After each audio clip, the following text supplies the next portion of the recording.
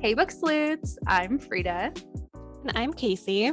And this is the BSXOXO podcast. Welcome. Welcome. It's a BS week. These are my favorite weeks. I saw Frida voted on the poll that she prefers the full book recaps. Whatever, it's fine. I'll allow it. But I'm excited for the BS week. Okay. I also really enjoyed the BS week. And I knew the moment I chose book recap that, first of all, I questioned my sanity, or not my sanity, my decision. And then secondly, I knew you would be like, Burrita, you son of a biscuit. What are you doing? No, I don't feel that way because Okay. I want you to be you and you do you and you get to like whatever you want. But I'm going to like what I want. And I like the BS weeks. You know what? I love that for you. Okay, so I do really enjoy all of them, but for whatever reason, the full book recaps are just really fun because it's just fun to talk about books, and that's kind of what started all of this.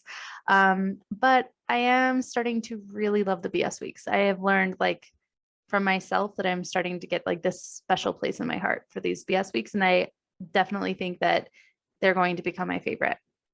I do think so. See. Maybe we'll go through phases. Probably. I'm sure we will. Back and forth. So yeah. So as you saw on the title, we have a special guest today. Today.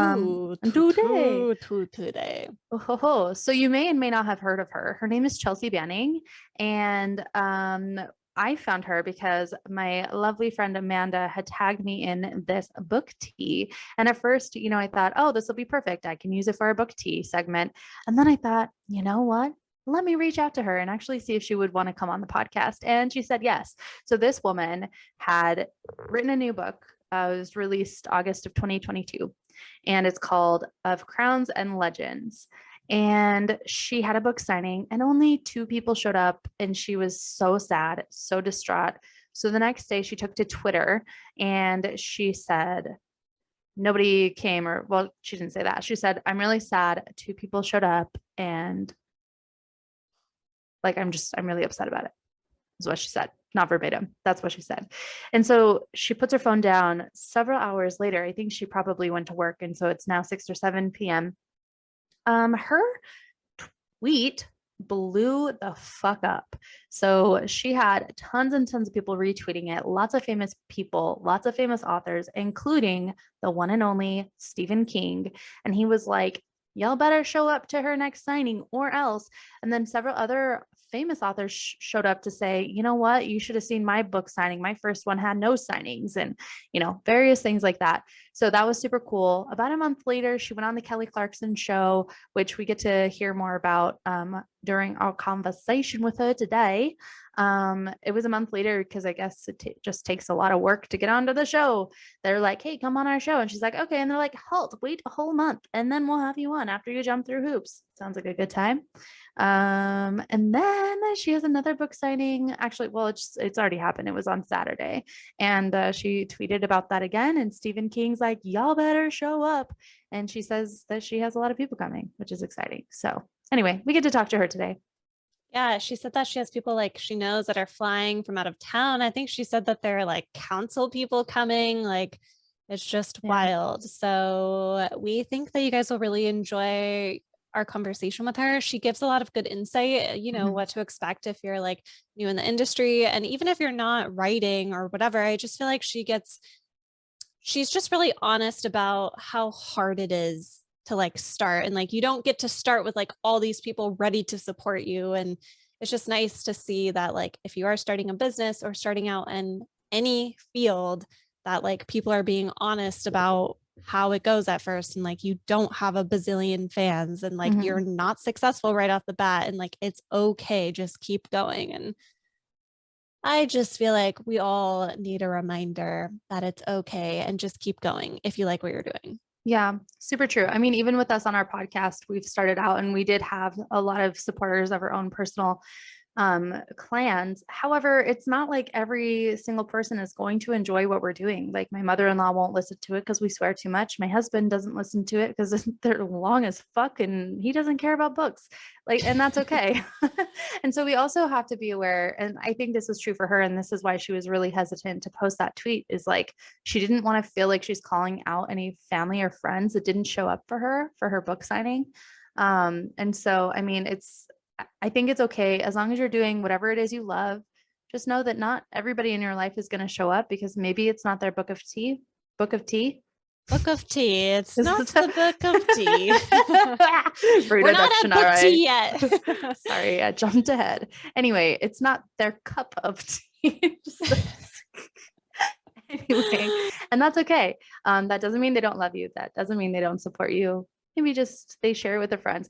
Another thing I was thinking about with this is there's somebody injured in the street, or there was a car wreck on the side of the road, and you see a couple of other people have already pulled over. So you don't call the police because you're like, obviously they've already called the police, but they all say, I'm not going to call the police. Obviously somebody else has called the police. So nobody calls the police because they think all these people have already called the police and the police aren't on their way.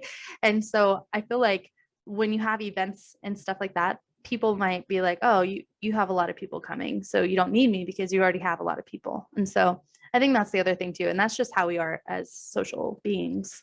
Or maybe it's the reach too. Like it's hard to crack algorithms and all that stuff. And it's like, I know you said we had a lot of people like in our own circle supporting us in the beginning, but it's like, it really wasn't actually that many people. Like we really had True. a pretty small circle of supporters, like, Mhm. which is totally fine. Cause I think that you and I had a pretty level-headed expectation that we're not going to batter our friends and family. Like you need to listen to us and promote us. Like Yeah. we don't want to come off like salesy or annoying. It's like, we'll just Mhm. authentically grow like how Yep. it's going to happen, and whatever, the people in our life who support us, awesome. And it is what it is, you know? Yeah. We're really lucky to have two really good friends at the very least listening to us all the time, consistently, which I love. And I love them. You guys know who you are. Was that a weird voice? No, it wasn't. Thank you for asking. You're welcome. Oh, see, remember how we were talking about how many personalities do we have? Were you having a conversation with one of your other personalities right now? Yes, I was. And she says you Yes. look really pretty today. Oh, thank you so much. That's so You're sweet. welcome. You're welcome. There was a show back in the day. I don't remember what it was, but she would say, "You're welcome." Like a head bob and like. Are we talking like Amanda show vibes? No. No, it was after Amanda's show. Anyway, she was like annoying.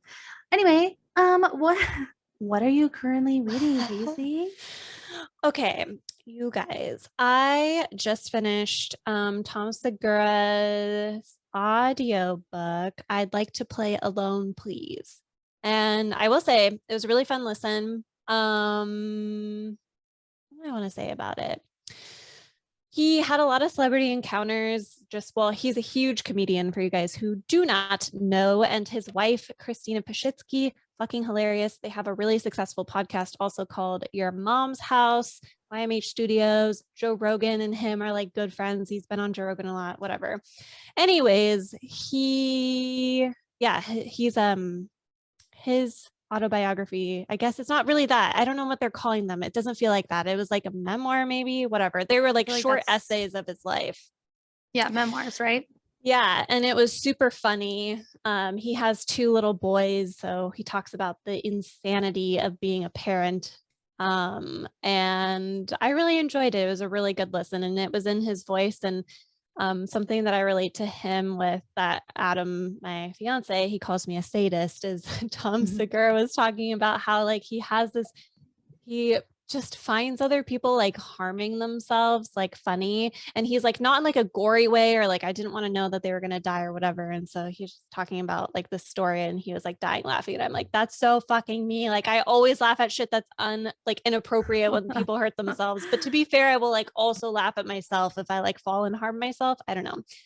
So anyways, it was a really good, light, fun listen, and there's lots of celebrity stuff in there that was kind of cool. And what else? I just finished Heir of Fire, which la la la la la. I'm not going to say anything about it. This is not a spoiler thing. I I really enjoyed it. I feel like the story is getting good. I'm liking the characters. I have been bullied into reading Assassin's Blade, so I am now reading that alongside Queen of Shadows, and it's fine. Everything's It's fine. fine. And that's all I have to say about what I'm reading. What are you reading? Um, so disgustingly enough, I am still reading Air of Fire. I know. It's like this never ending, like, what are you reading? Air of Fire. What are you reading? Air of Fire for how many months now? I don't know what my deal was with this, but finally I fucking love it and I don't want to stop reading it. Um, like it's fully addicting to the point where I'm both reading any moment that I can and anytime I can't read, but I'm like doing a chore or taking a shower. Because who wants to be alone with their thoughts like a normal human? I'm listening to it, which is actually taking me a lot of work because they are completely, for whatever reason, separated. Like they're not connected. Sometimes when you read and listen, they're connected and you can pick up and whatever, but I have to manually do it, which is a lot of work. Totally A worth lot it. to ask, actually, really. And so truly, like, can you guys please fix that? You people, whoever you are. Also, I started reading of Crowns and Legends. I did not get as far as I was hoping to. This is the book written by the author Chelsea Banning, who we're meeting with today. It's actually a pretty good book. I don't typically read books that have the Camelot vibes, but it's modern enough to where I think I like it. It is well written. I think that people that like that time frame or conversation like Camelot-y type, I think you guys would enjoy it. It's just not typically my cup of tea. The writing is great. I'm able to keep up with everything. There are a lot of characters in the beginning and that threw me off because their names are like so old school that I'm like trying to keep up, but luckily I do my ebook so I can hold it down on the name and trace like who was that again. Frida, is there magic and fantasy, or is it just like Camelot history, or both, or what? No, there's definitely magic and mystery. So like, I said magic and fantasy, sorry, but it's fantasy, fine. I'm yeah, just kidding. Well, I'm and not, but mystery. Like there's a barkeeper that's a fae. They didn't really say much about it, but they said it's fae.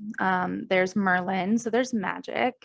There's some sinister thing going on in the abbey. Some evil person is like coming and destroying and killing everybody in abbeys, and it sounds like they're looking for some magical artifacts, and it's interesting. So in this version, King Arthur's dead, and Guinevere had twins. And so it's their story. The twins are now adults. It's their story and Guinevere. So it's pretty interesting. Like I'm interested in it and it's really not typically my vibe. So that's saying a lot. Now, another thing I wanted to add. I was listening to A Feather on the Water by Lindsay Jane Ashford, but I paused because I got obsessed with Air of Fire. That one's a World War II one where 3 women, I think it is, come together. That's good. Okay.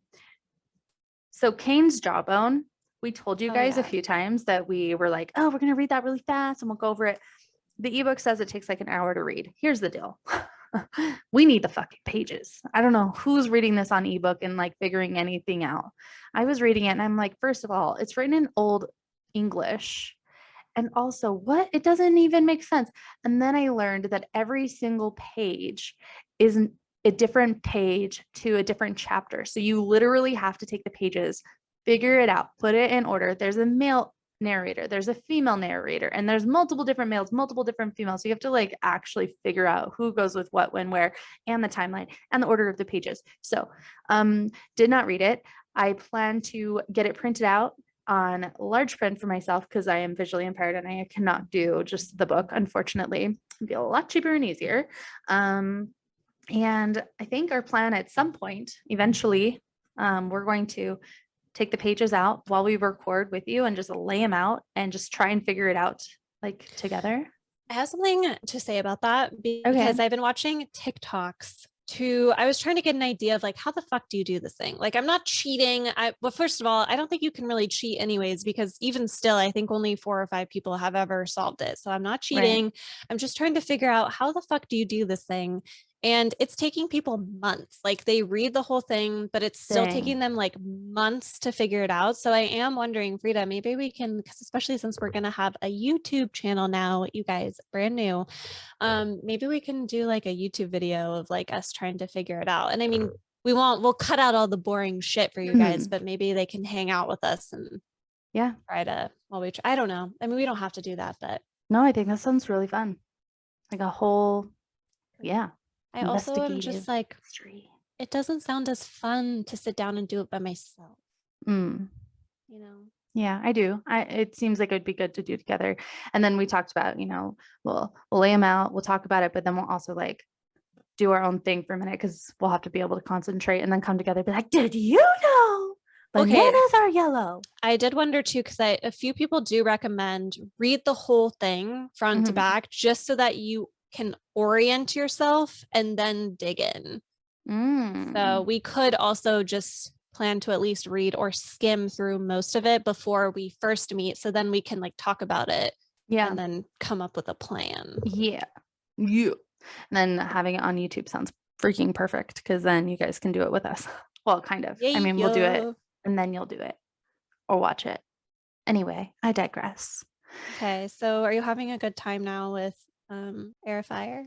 Yes, I love it. Like, why are we recording a podcast? I should be reading. Bye. So on that note, like, actually, bye. On that note, catch you on the flip side. Catch you on the flippity flap.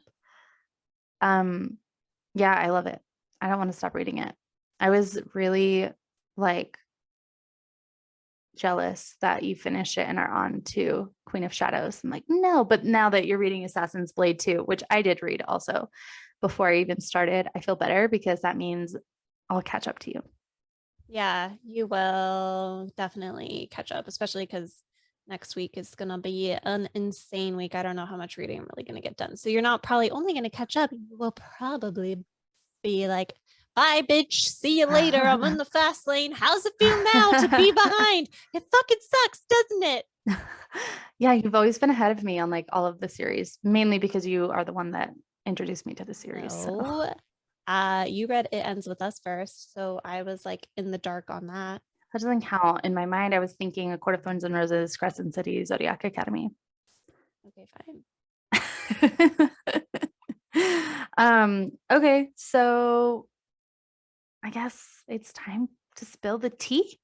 Guys, we've got some book tea, and I feel like I'm always trying to spice it up around here and like we're not gonna get controversial, but I like to get dramatic. So get ready. Ready to get lit. Fam. Litty City. Is that a thing? I think getting lit is definitely a thing. Wow. I apologize. That must have been so loud. You're welcome. No. God. Who's paying me to do these podcasts? You're welcome. Is that Moana? What can I? Yes. When you said Moana, I heard Moana. I was like, you fool. Imbecile. How could you mess that up? Oh boy. Okay, who's going first with his book D? Book D. Every time you say that, I can't not hear book D. I'm like, D as in dick. I would say D as in dog, but D as in dick's more fun. So I just go back to the Cinderella story that I told in the fairy tale retelling. What was it? Book de doo, book de doo. Was it roop de doo? Roop de doo, roop de doo. There's blood in her shoe. Anyway, fun facts. You guys had to be there, which you could be there because the episode is available. Fairy tale retelling. It's actually one of our most popular ones too, I think. Yeah, it's fun. Yeah. And Thursday's episode was pretty fun too. Ghost stories. It's more like spooky stories. We get in a couple of arguments in there. The last one was pretty intense. Was it really? Yes. I was like, should I cut that out? Because it was like 6 minutes of us arguing. Dang. Was I being mean to you? No. Okay, good. You and I were both standing our ground and being stubborn and I'm right. No, I'm right. Well, that's kind of good actually, because if one of us was a pushover, then I actually think that the arguing wouldn't work very well and somebody would actually get offended. But since we're both kind of like strong-minded, Mhm. we can hold our own. Yeah. And you guys, real world adult relationships, you don't always have to fucking agree on everything. Speaking of which, I feel like my book tea has some, maybe a little bit of controversy, definitely some controversy, but we'll be fine. And it sounds like maybe yours has a little bit too. Yeah, Cool. I think I could bring it up. So, all right, you start Oh, first. me? Okay. Who, me? Who, me? Yes, you couldn't Could be. be. Then Then who? who? Wow, we are so Mhm. simpatico. Also, did you notice earlier, not that anybody else cares, but we literally drank an energy drink at the same Yes. exact time. And I was like Yes. trying not to laugh while that was Yes. happening. I actually wanted to be like, cheers. Okay. So if you guys don't know where we're talking, We're hello? talking, we're You don't know what we're talking. talking about yet, but you're going to actually see it soon because we recorded the interview part of this a little bit earlier because she wasn't available any other time. So we actually already recorded the interview. So we're going to put it in here in just a second. And so now, it's later in the day. And so, but this morning, which you'll see after this, isn't that a time warp? We had a twinsy moment. It was kind of funny. Nobody It was else really, cares. And if you're listening on audio, you really won't care. you really won't care, So, but catch this out. What is wrong with me? hello?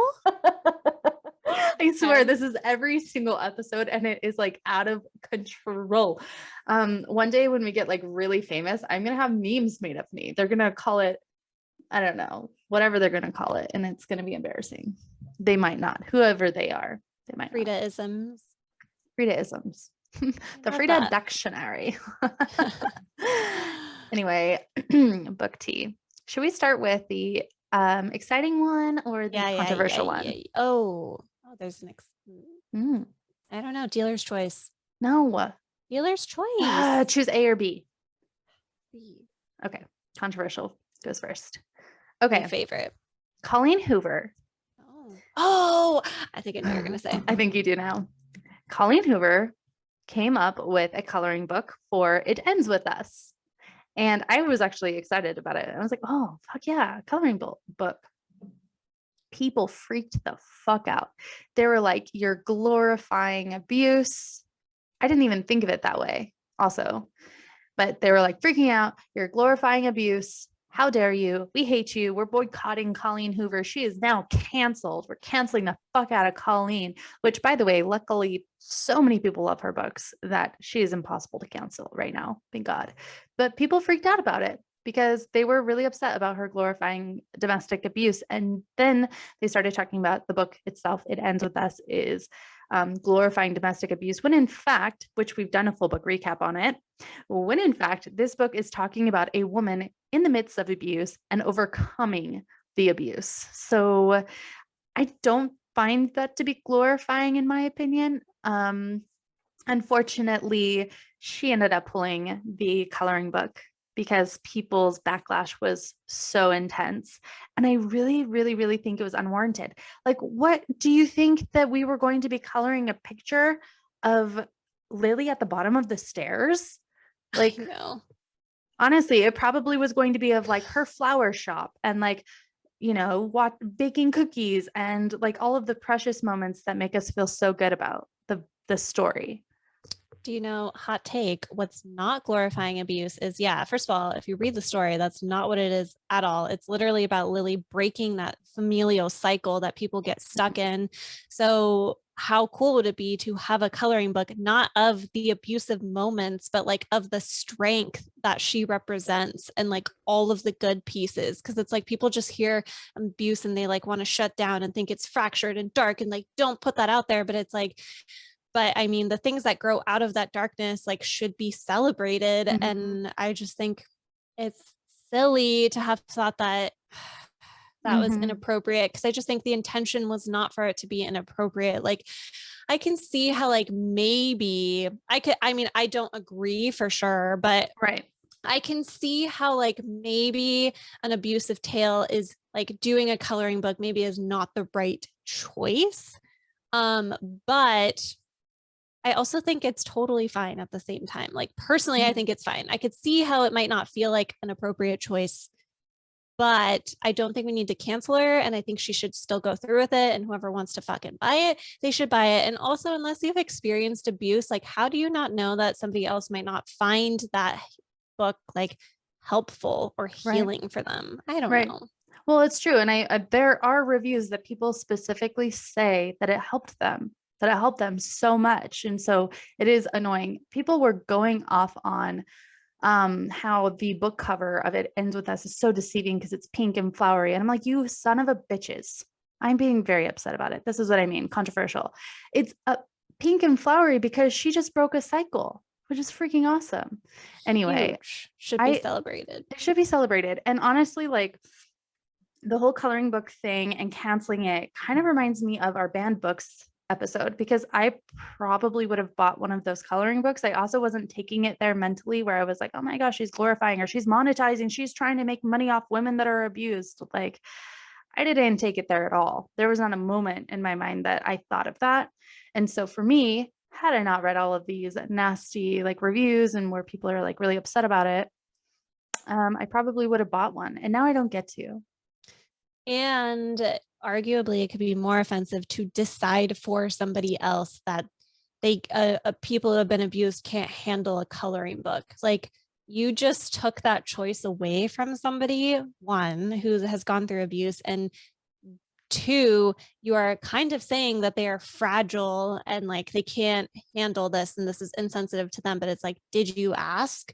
Or are you speaking for them? I do think, of course, it's different if you have that opinion and you went through something really similar to Lily and it feels inappropriate. Like, I think if that person can tell us why, I'd love to listen to it from their perspective, because like they suffered something similar to what the story is about. So if like, I'm more interested in why they feel like it's not okay instead of somebody who hasn't experienced any of it and just decided that like, this is like tone deaf, like whatever. It's like, how do you fucking know? Like, you didn't go through that. So I don't know. Yeah, no, I agree. I think it would be nice to hear from somebody that's actually gone through that and their opinion on it.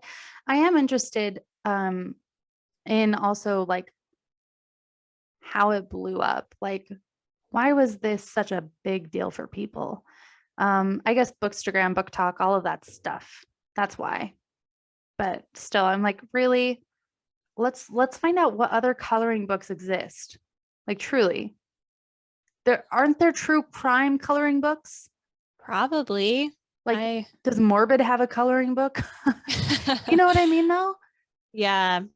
Like, I don't know. No, I don't think Morbid has the podcast. Morbid doesn't have a coloring book, but I'm sure there are some really dark coloring books out there. I am curious why exactly people are saying it's inappropriate. Maybe I'm being tone deaf. I mean, it could be too.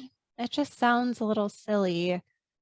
If you disagree with us and you're still here, tell us why. Tell us why you think that our opinion is incorrect. And I mean, I am not too stubborn to hear and possibly change my opinions. I mean, I remember like absolutely loving the book and like consuming it so fast that it hurt. Got a stomach ache because I read it so fast. But then after we dissected it, I was like, oh, dang. Okay. And then I actually ended up liking it less after dissecting it. And to the point where I'm like, I don't even know that I want to read It Starts With Us anymore, which I still haven't even read it yet. I have it, but I haven't read it. So I don't know. Well, what I'm seeing on the interwebs, I feel like people aren't making good arguments. They're just saying like, I have no clue what we're supposed to be coloring. It's a book about horrific domestic abuse. That's like a typical thing. Anyways, I did find, I guess Colleen Hoover, she did on her stories when she decided that she wasn't going to go forward with it. Do you want to hear what she said in response to everything? Would love that. She said, the coloring book was developed with Lily's strength in mind, but I can absolutely see how this was tone deaf. I hear you guys and I agree with you. No excuses, no finger pointing. I have contacted the publisher to let them know. I would prefer we don't move forward with it. Thank you for the respectful discourse. Nothing but love. And she said, like, previously we had developed this book to be uplifting and empowering, mirroring her story, but we appreciate the discourse. So it's like, also when people are saying like, I have no clue what we're supposed to be coloring, it's like, then how do you know that it's bad if you don't know what it is yet? You know what I mean? I do know what you mean. And that is why this is the book T. And this is why I think it was fucking dumb. And I feel upset that I don't get this coloring book now. Like, truly, I want the coloring book. I don't want the coloring book because I'm terrible at coloring. So I'm not good at it either. But maybe at this point, it's like the principle of the matter. you're like, Maybe I want the coloring book. No, you want to vote with your dollars. You guys, that's also a really good thing to do is vote with your fucking dollars. Anyways. Define this further for us. Oh, okay.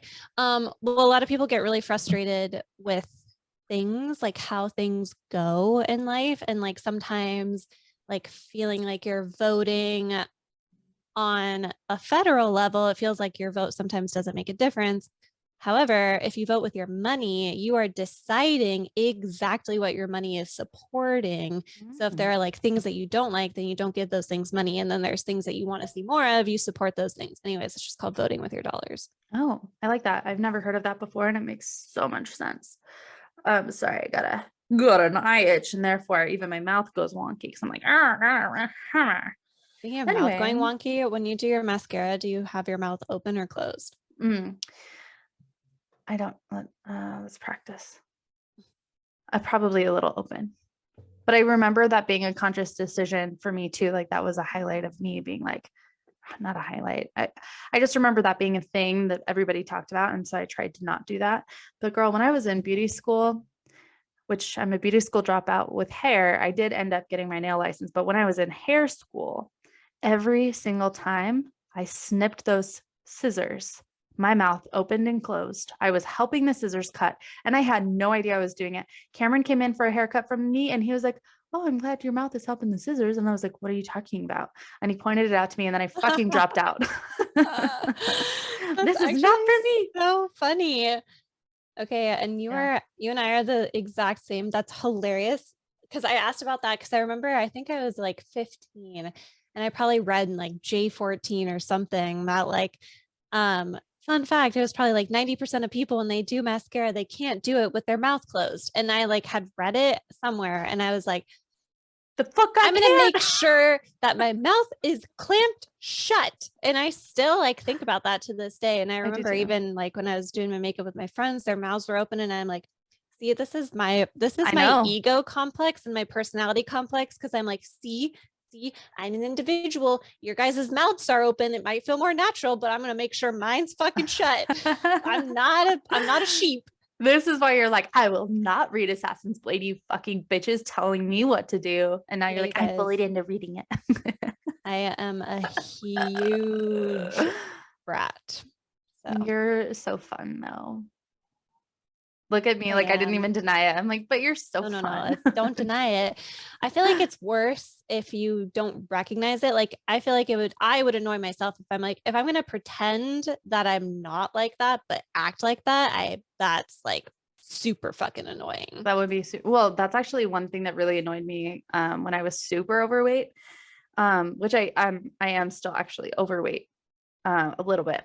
Not as much. I had dropped below the overweight scale, but then I accidentally gained some back without, noticing it. But I was obese, and I would say, "Oh, I need to lose weight," and whatever. People are like, "No, you're so beautiful. You don't need to lose weight." And I'm like, "You need to shut the fuck up. Like, stop. Like, nobody should be obese if they don't want to be. If I want to not be, and if I'm the one saying it, there are better ways and more tactful ways." But I can understand it's such a sensitive topic, and people, we're probably not sure what to say, but I always hated that. I'm like, don't lie to me. Like, I know that I'm overweight. Or if I'm like, yeah, I'm obese. I'm like, no, you're not. Or I'm like, yeah, I'm like, I wear 2XL or whatever. They're like, what? I thought you were a medium. I was like, you're a liar. Like, don't lie to me. Like, don't do that. There are like certain things where it's like, that's not helpful. Yeah. Okay. So question then. So you feel like from your perspective, when you are saying something like that, because I feel like I will say something too, not about like whatever, whenever I get in my own head about whatever it is. So if you were to say something like, oh, I'm overweight, how do you want somebody to respond? Like, what's the proper way to respond? I think, see, and this is where it's kind of hard. I don't know, like before when we were talking earlier, I was like, man, I'm having some body issues today. Like, I just feel really ugly. And you're like, well, why? Like, what can make you feel pretty? I'm like, it's not about for me today, it's not about wearing a cuter outfit, doing my hair, doing my makeup. It's like my body in and of itself. I just feel gross and I feel ugly. Like I feel like I've gained a lot of weight. And so how could somebody respond to that? Maybe empathy, maybe, I don't know, like, oh, I'm so sorry that you're feeling like that. And I don't know. I don't know. Just not lying to me, I guess. Did I fuck up by being like, here's No, an app? I love no, this no, girl. because I also love solutions too. Like I'm good with that. And I feel like that was great. And I am super excited about the app. No, that's not it. It's more like doing empathy and then like, oh, and that was the next thing I was gonna say. And then I was like, I don't know, like, let me know how, like, if I can support you, or oh, I know how that feels, and I know it can be such a tough position, like, I don't know. And but this is why it's so unfair for me to be upset. And this is a good conversation because it was unfair for me to be upset with people when they're like, no, you're not, because they don't know what to say. Like, what are they gonna say? Yeah, that's true. You should probably lose that. Like people aren't gonna say that because how like, you know what I mean? Like nobody would say that. So Yeah. this was a good realization for me to like stop being so upset when somebody isn't honest, I guess, which you have not ever been that way for me. Just so you know, I can see you like, oh fuck, did I do that? No, you haven't. I think that like usually when people are doing that, they don't have malintent when they're like, Mhm. no way, like whatever, their like intention is to make you feel better. But yeah, it just gets tricky. But also like keep in mind, like we do live in a culture too where like people being overweight like looks normal. So it is also possible they're not lying to you. And like based on what they see all the time, maybe they really like do think like to them that is what they genuinely believe. That's true. Yeah, that is very true. Dish the truth. So Yeah. anyways. It's your turn. Okay, well, since we did something somewhat controversial, I'll start small and then we'll work our way up. Great. I just thought it would be fun to, well, maybe not fun, but for those of you who don't use Goodreads, you should if you like to read to track stuff. Mhm. Anyways, I thought I would just tell you guys this week's most read books on Goodreads. Ooh, They give okay. you a list of 30, I guess. But I thought I'd share 10 because no, actually, I'm going to share 12, but I'll tell you why when I get there. So anyways, number 1, Frida, if you had to guess number 1, what do you think it is? Crescent City. No, House of Breath and Fire. It just came out. I'll give you a hint. It just came out. What just came out? Do I know this? Do I actually know this answer? For sure, no. Okay, it's nonfiction. It just came out. Oh, Spare. Yes. Okay. I'm like, in case you guys didn't know, Book Tea is also going to turn into more trivia because I can't help myself. Actually doing some trivia on the VS weeks could be fun because we only do it on the book recap weeks, and I am starting to kind of like trivia. So maybe we can squeeze it in somehow. So also fun fact on Spare, I had heard, I didn't fact check this, but I was listening to another podcast and they said, I was listening to The Toast. I love The Toast. Anyways, they had said that Spare had the biggest book release of all time. And I don't know if that's like US or global or whatever, but like most books sold like the first day it came out or something. So I guess people are very interested in royalty, speaking of book tea and royalty, because not just royalty, but British tea, because British high tea, whatever, that's like a whole fucking thing. Oh my gosh, anyways, I thought I was being creative, but I think I kind of fucked it up. So anyways, that's number 1. That was good though. Okay, number 2 is It Starts With Us, the sequel to It Ends With Us. Number 3, Lessons in Chemistry. Number 4, Verity by Colleen Hoover, who also wrote It Ends With Us. And then Tomorrow and Tomorrow and Tomorrow, and then It Ends With Us. I'm Glad My Mom Died. The 7 Husbands of Evelyn Hugo.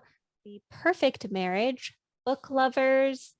A Court of Thorns and Roses is still, that's number 11, you guys. And like that book came out, I think in 2020, and it's still topping like most read. Like I don't like just wow. Yeah. Wow. And number 12 is The Housemaid. I never read The Housemaid. That was the Yeah. last book we were supposed to read, but then I was laid off. I know I have that one too, and I didn't read it. It's interesting. I know of every single one of those books, and I've read a handful of them already. Yeah, I knew that you've read quite a few of these. I've read some, Mhm. but The Court of Thorns and Roses is just killing it. And in case you guys didn't know, it's being turned into a show on Hulu. So they better not fuck it up, and they better have a high budget for that shit. They That's all I'm better. They saying. have like a high fan base. I'm like nervous when we do our full book recaps on it because it's like, what if we do the casting wrong for our fans? Maybe we should wait until the show comes out and then we'll cast it by casting who they already casted.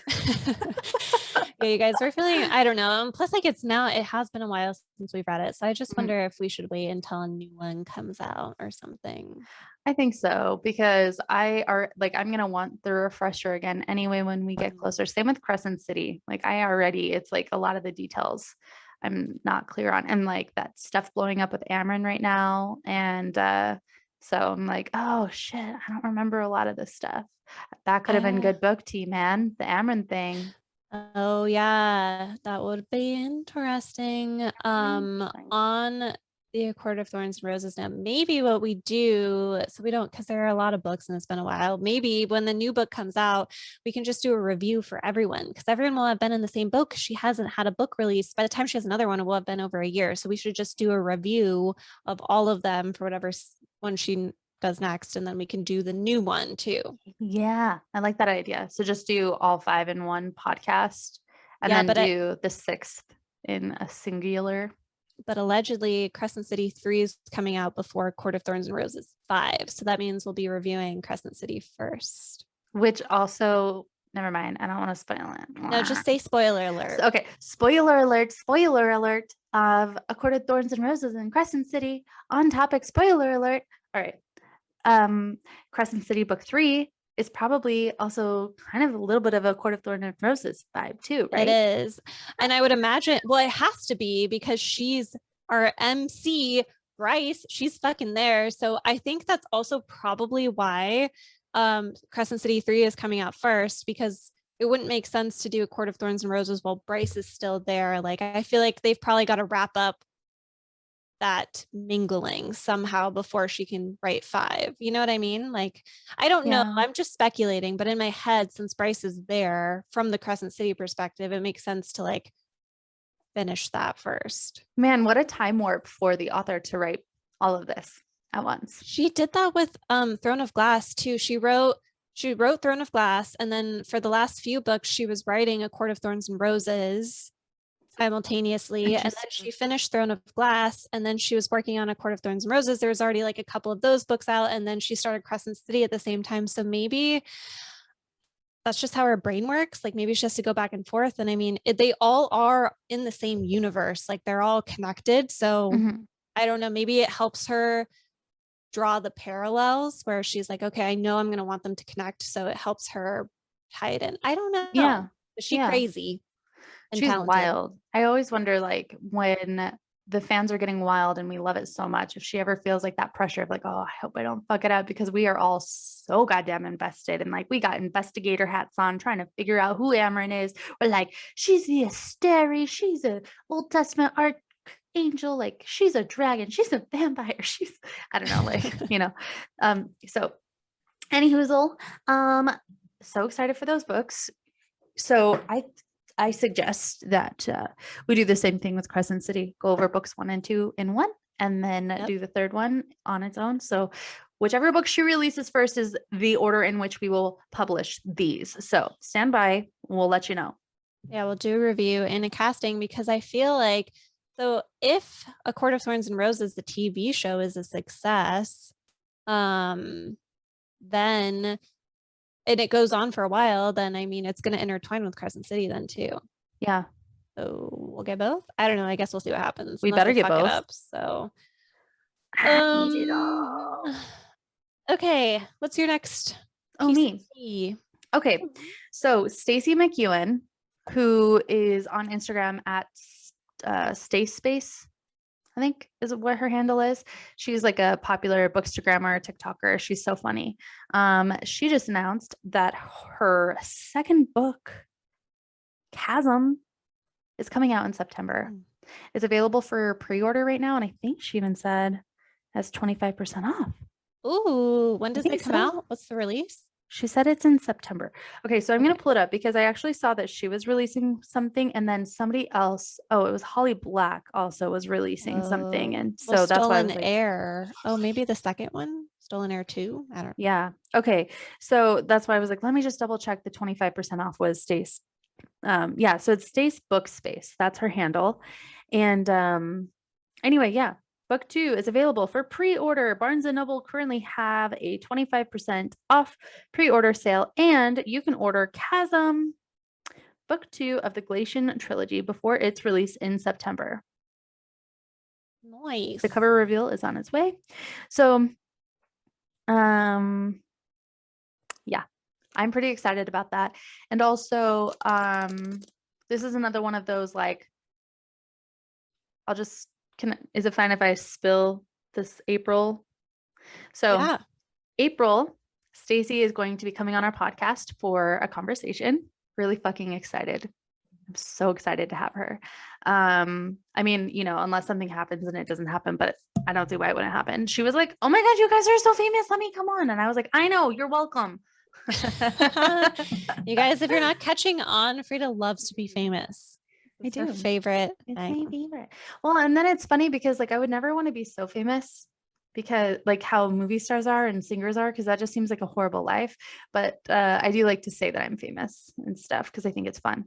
But anyway, yeah. So second book is on its way. It's coming out in September. You can pre-order it. Barnes & Noble has a 25% off all pre-orders, it sounds like. And so she was just saying like, you can get hers, which also means then that the Holly Black second book is also available for 25% off at Barnes & Noble, which is pretty cool. And then April, Stacy's coming to town, which is funny because she's in Australia. And so like she'll be meeting with us on a Tuesday morning, her time, which is a Monday evening, our time, which is kind of fun. Which is funny because you say she's coming to town, but she's not. She's not coming to town. She's not coming to town at all. Virtual town. She will not be in town. Anyway, that's it. That's my last book tea. Okay. All right. Here's my second. Jesus. Hello. Can we count? We have gone over like a lot of various things. There's been a lot of book tea within the tea. Okay. Our last piece of book tea is, okay, I actually didn't realize until just now why this is relevant. So I found an article that was just released called 15 Controversial Harry Potter Elements Hogwarts Legacy Needs to Avoid. Now, I'm not really a Hogwarts fan. I've seen like the Harry Potter movies, whatever. Have read some of the books. But anyways, not a big fan. So when I just saw Hogwarts Legacy, I just thought that just meant like the franchise, the brand, whatever. But reading it, this is relevant and coming up because apparently Hogwarts Legacy is a video game they are working on. So this article is talking about, it says, as the release of Hogwarts Legacy grows closer, fans of Harry Potter franchise are anxiously awaiting the chance to live out the life of Hogwarts as a student. However, it's hard to ignore the fact that Harry Potter has become an increasingly controversial property. Not just for the circumstances surrounding J.K. Rowling, but for the content of the books themselves. So I just thought it would be interesting to go over, well, what do they think is problematic about Harry Potter? And let's share a little bit about how we feel. Some of these are like maybe hard for us to comment. So anyways, number one. Because we, yeah, I know, I'm like, don't, shh, Frida. Okay, well, some of these I feel like we're not even going to have much to say about it. So it says, number one, the films left out many things that fans wanted to see. The films had disappointed some Potterheads, so the video game has the opportunity to correct this huge mistake. It will include more characters, magical beasts, blah, blah, blah. So I guess maybe they were feeling like there were people and characters and creatures in the books that maybe didn't make it into the movies. So I guess they're saying that is an opportunity for the game to make up. What I feel like, yeah, It's benign. I mean, yeah, with a video game, like the world is your oyster. Do I it. feel like for a movie, you got to cut them some slack. Like there's like, are you going to sit there for a 6-hour movie? Like they're going to have to pick and choose shit to Mhm. deal with. So And then also even just like creating this creature or whatever too. yeah, aside from, yeah, it's a lot. Yeah, So but I think that's whatever. fine. Yeah, that's a good opportunity. All right, there we go. So you could do that with a video game more easily. Mhm. They felt like the world is built on a shaky foundation. They're comparing her to J.R.R. Tolkien's, Lord of the Rings. They said that her world was never crafted with the same attention to detail. Hmm. And that the video game could have a chance to make up for that. Well, So at this point, we might as well just throw all the books and the movies in the garbage because her writing was shaky. yeah. That's They rude. were just, I know, they were like, she seemed to favor making elements of her world up as she went along. Like they just felt like it wasn't as like well thought out. I'm like, okay, why don't you Okay, try to make a world? I don't know. richest authors episode. Didn't we discuss that this was her first ever book Yeah, published? she was in Okay, her early 20s. mic Like drop. she's Mic still drop. figuring it out, you guys. Come on, cut her some Yeah, slack and stop comparing her to Lord of the Rings guy. Also, was that his first book? I don't know. I guess I I can't have no comment idea. on that. If that Yeah, was, then whatever. So, I thought he anyways, was still alive. I had no idea he was dead. oh I no, was no, like, no. is he getting upset about this Amazon show? My husband's like, dude, he's been dead for a while. So if he is, Oh yeah, interesting. That I'm could a be a whole fool. thing on its own too. Yeah, yeah. Okay, apparently here's another opportunity. I'm like, how does this have to do with anything? Anyways, whatever. They said the Fantastic Beast trilogy didn't gather that many fans. So unfortunately, even though the saga explored the wizarding world even further, it didn't charm fans enough. I'm like, okay, Cool. I mean, was that going to be in the video game? it's the same world, I guess. So I don't. Oh, okay. If Hogwarts Legacy wants to ensure Potterheads will be satisfied, they should steer away from the trilogy. So I guess this article is Mm. saying when you're making this video game, don't go into Fantastic Beastland. I guess Okay. I could see that if it really didn't perform as well. I liked it, but yeah, I didn't love it as much as I did Harry Potter, but I was also a child when I first saw Harry Potter. And it was kind of like my first entrance into a magical land of fun. So, Well, I mean, okay, so yeah, maybe don't go into the storyline, but it's like they live in the same universe. mhm. So, all right. They said that the magic duels were uninteresting. They Aw, felt like the heroes mostly relied on dodging behind cover to avoid spells. So I guess the battles weren't cool enough. So they feel like the video game needs to justify it by giving players a more third-person shooter with wands rather than hiding behind things. okay. It's just funny because they said 15 controversial. I'm like, these just seem like complaints, kind of. Like it's just like a laundry list of It's like a stuff list of they want. complaints. You were clickbaited. You're gonna probably need to send me the link to this article so I can stick it in our. Yeah, yeah, yeah. You're like, Kasey, You this is guys can so check these notes out. boring. Um, okay, another complaint they have is the heroes act a lot like villains. They Do they? felt like the book gets away with this bullies on both sides approach by putting readers in Harry's shoes, but Hogwarts Legacy won't have that luxury. Players will have to be deciding for themselves if they like the characters, so there won't be a bias to the narrative.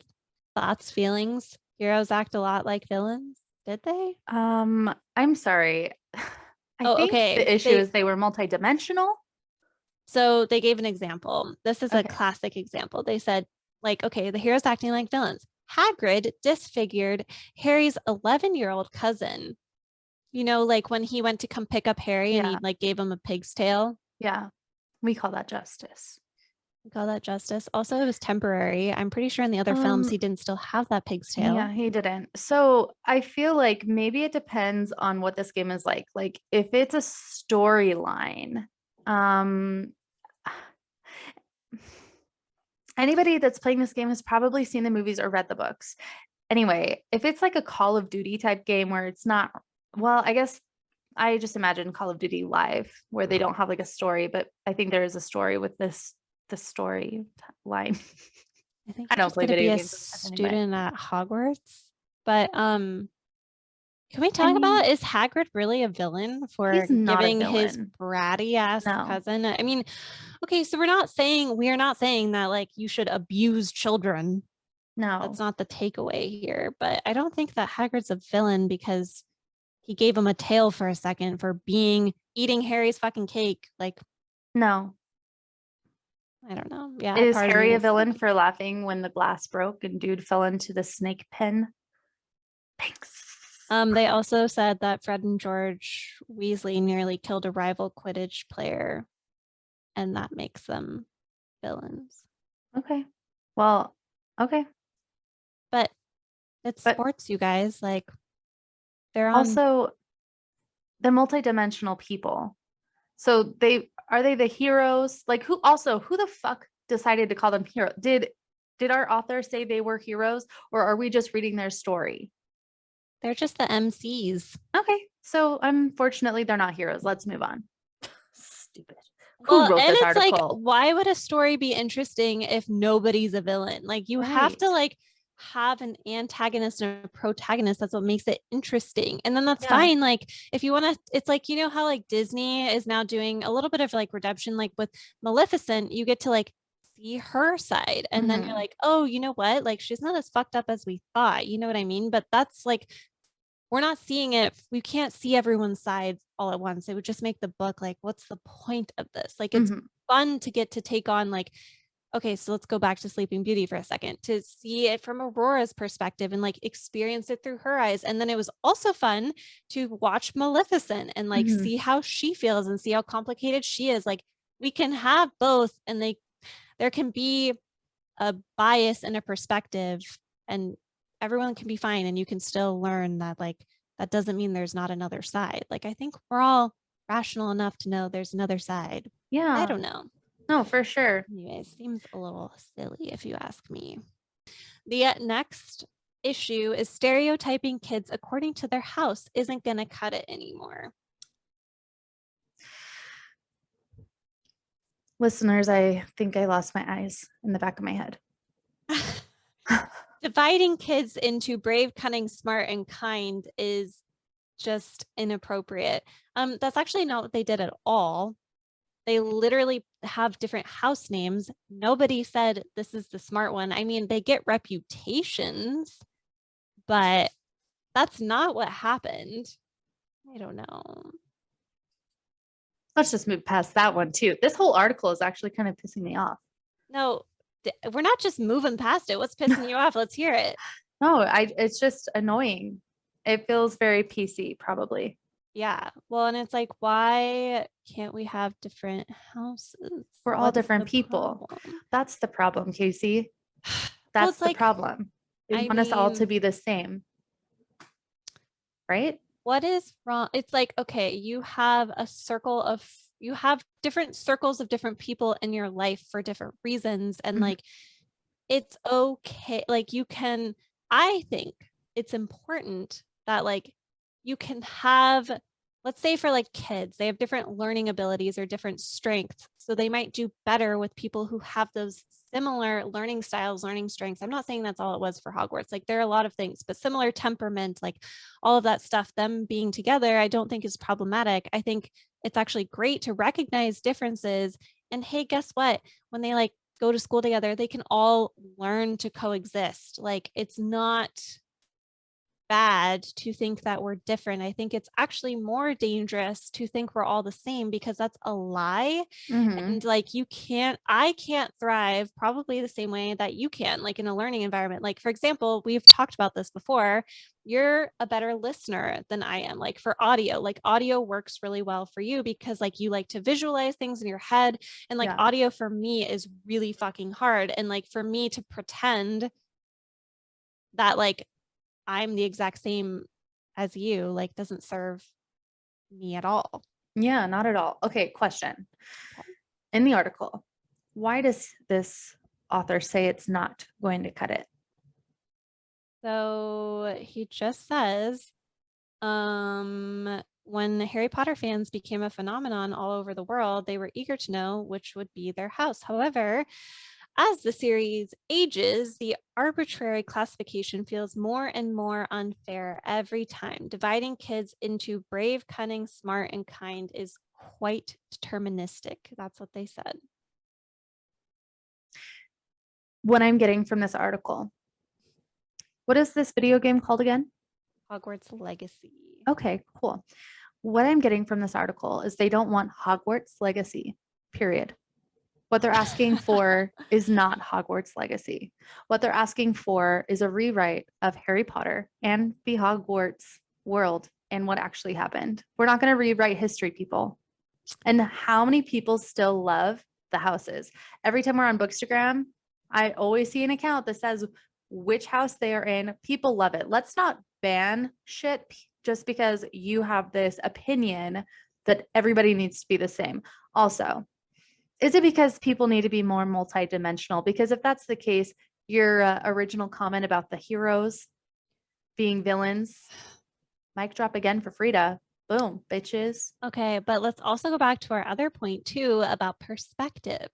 So we get a perspective from people in Gryffindor.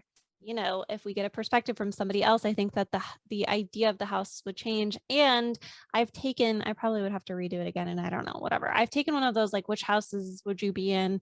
And I'm pretty sure I got Slytherin. I The one just that's fucking supposed to called be it. the shittiest, and everyone That's not the hates. shittiest. That's like the best one. People hate it because of the villains that were in it, but that was Okay, probably the best house to be in. but like based on this article, I feel like they would say like it would be bad to like, you know, that one has the worst rap. And it's like, guess what? I don't care. I don't feel like I need to be in Gryffindor. Like, Yeah. even though that one is written as like the best one to be in, like, I Seemed mean, that's not lame. even written that way. It's just more like that's the one that we get to see the That's most what I'm of. in. Right. Whatever. Like, anyways, I digress. Sigh. So, If we're not canceled yet, let's continue.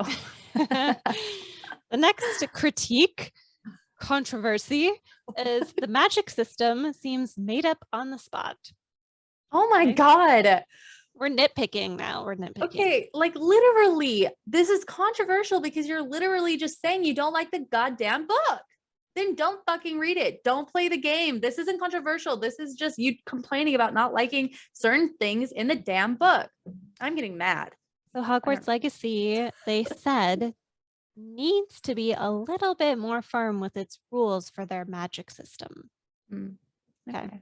I like how I'm screaming and you come in all like, okay, let's be calm. No. I'm loving the drama. This is my favorite thing. I am somebody where I'm like, let's just stir the pot just a little bit, just a little bit more. This is why your voice got so serene. It's because you're like, my comfort zone. Remember how I was telling you I'm a sadist? I'm like, all right, let's get more people uncomfortable. Yeah, I love it. This. You guys are gonna have to give her comments, whether it be hate comments or love comments, because she's gonna need it to survive and relax. I know. I feel like everybody's gonna hate me, but it's okay. I don't think so. There's got to be so many people that are like us that have these same opinions as us. I just think that other folks can be louder. True. But we're being loud. And honestly, my perspective on this is that if anybody decides that they hate us and let's just say we're like so new that it probably wouldn't happen. But let's just say somebody blew up social media. We blow up on TikTok like Chelsea does. And they're like, oh, this podcast sucks because blah, blah, blah, blah, blah. Because of whatever controversial opinion that we have. Like we don't agree with banned books, for example. Like that's controversial. Or we're disagreeing with a lot of these topics because really it just seems like he doesn't like the book at all. That's really what it boils down to. So we blow up. And so then we lose a lot of listeners. I'd be like, all right, bye. Like, I'm sorry that we're not for you. Like that does suck. Like I love to see that we have a lot of people listening, but we're looking for the people that enjoy us. And we don't have to agree. Hell no, we don't have to agree. And that's the whole point. We've said that. Like, it's okay to not agree. And also for real people, like if you enjoyed listening to us and you don't agree with us, we are so open to you coming to us and like sharing your opinion, because also both of us, I feel like, are reasonable people. And I don't think either of us are stuck in our ways. And we're always open to other views and stuff as long as they make sense to us. Totally. And you guys, it's a little bit of a thought experiment too. Like I'm reading these and like we're just giving you our genuine, like, our immediate reaction. And we're gonna give you our hot takes. Like we're just being honest and authentic with you guys. And like Frida said, like if you guys have a different opinion or you think that we're really wrong, like we are open to seeing another side. Like we're not taking, for the most part, like hard stances. Like we are here to learn and all evolve together, and like let's just be able to share thoughts, and like we can have the ability to know that like we can change our thoughts or be open to different things, or like let's just all respect each other. Like we're just trying to have some fun and whatever. So we are the BS podcast because we're books loose, but we're also bullshitters. We had a comment on TikTok, the two biggest bullshitters. Yeah. Hello. Thank you. Thanks. yeah, Thank you so much. Oh my God. Can we not? Can We're we not for spending so a much time second? Because I was just gonna want to say, like, as we get the space to be free to express ourselves, like we also want to have a community of people like where it's we have a safe space for you guys to also express how you feel. Like I just feel like we are also worried about what we're gonna say, and it's silly. Like you can fuck up and accidentally say the wrong thing too. Like we won't cancel you. Please don't cancel us. But if you do, it's like we'll keep going because this is fun and we're not going anywhere.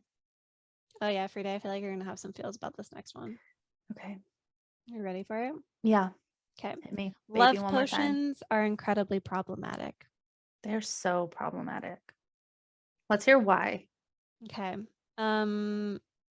They said they force another person into feeling a love-like euphoric emotion. Of course, the implication of these potions is terrible as they erase consent. Well, I could see that. Like I could see that being problematic in general, but I will say that the Hogwarts land is not the only place that does love spells. Love spell is even a perfume at Victoria's Secret. Also, maybe I haven't seen, I don't remember a love potion in Harry Potter, but I feel like every time I've seen a love potion come up, like never has it ever worked out well. Like usually it shows you like doing that shit doesn't work out. Anyways. Like they become obsessive. I keep hitting my mic. Or somebody gets desperately like shamed for it. Like you can't do that. Like there's usually some normal reaction where it's like of course that's inappropriate. Like it even makes me think Aladdin. Like there was a hard line in the sand where Genie was like, I can't make anybody fall in love though. Like sorry, like can't happen. Like I feel like it's pretty common that people think it's bad. And it's like, again, we talked about this in banned books. It's like you have to trust people to be able to handle reading something that is uncomfortable and like know that that's not okay. You know what I mean? Yeah. With a video game, I don't even see the relevance of a love potion being in the game itself. Like I don't see how that could really work out for the players anyway. So I doubt that it's going to be in the video game. But also it's just a game. Like I know that this isn't Grand Theft Auto, but like in Grand Theft Auto, a pedestrian can just be fucking annoying. You're like, I'm gonna run him over. Yeah. And like then you get their money. You steal their money, they're dead. It's fun because it's not real. Oh. Yeah. Because it's not real. Mic drop. We have so many mic drop moments in this. So I think it's fine. I think there can be a love potion. Maybe I think there can be a love potion in the fucking video game. I'm not saying that's a good thing. Maybe there's going to be a consequence. Like you're a fucking asshole if you're doing that or whatever it is, but like you should be allowed to do it in the game. It's a game. So Quidditch is a terribly designed sport. Oh. The sport was designed to allow Harry to shine as a singular player, but it is confusing to the children reading it. The players of Hogwarts Legacy would feel cheated in any position other than the Seeker. But they said, luckily, Hogwarts Legacy has no plans to include the sport. So then why is it on the fucking list? Exactly. I think this person just wants to complain about Harry Potter. I think that they were trying to get money. Like how monetized is this article? How many words did they have to write? Yeah, true. Do they get paid per word? Ugh. Time turners are bad for stories. The implications of a wizard being able to time travel are bad enough, but in a series where the protagonist was so deeply impacted by personal loss, easy access to time travel takes readers out of the narrative. Okay. My heart is beating Is so that much that I was like silent and feeling it. I was like, wow. Time travel in a video game sounds fucking awesome. That sounds really fun. I'm pro time travel. They said that they feel if they include time turning, which I guess is time travel, the Hogwarts Legacy players will feel like their story has no impact. Aww. I'm pro time travel. Okay. They would make it work. I could potentially see how in a game, if you could just constantly go backwards and like fix something. I don't know. I don't know. They would make it work though. You know, if they put time travel in the game, they would probably have very specific rules. You can only use it X amount of times. You go back to your time. And then because you changed one thing in the past that maybe was favorable, now something bad is happening. So now you have a new challenge, like the grass isn't always greener. Like it would be fine. It would always be some sort of challenge. And if a game maker is putting it in there, it's because they're fucking game maker and they know what they're doing. And also like technically whenever I've played games, I don't know if you can die in this game, but when you die and start over, isn't that kind of like time travel? It is. And yeah, I mean, it's frustrating because you lose a lot of progress. So you're like, fuck, God damn it. But I mean, that could arguably be time travel now. That story that I thought I was making progress toward, I have to start all over. Yeah.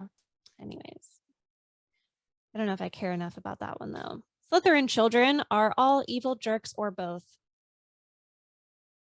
Okay. I think we kind of already covered this. Yeah, we did. Okay.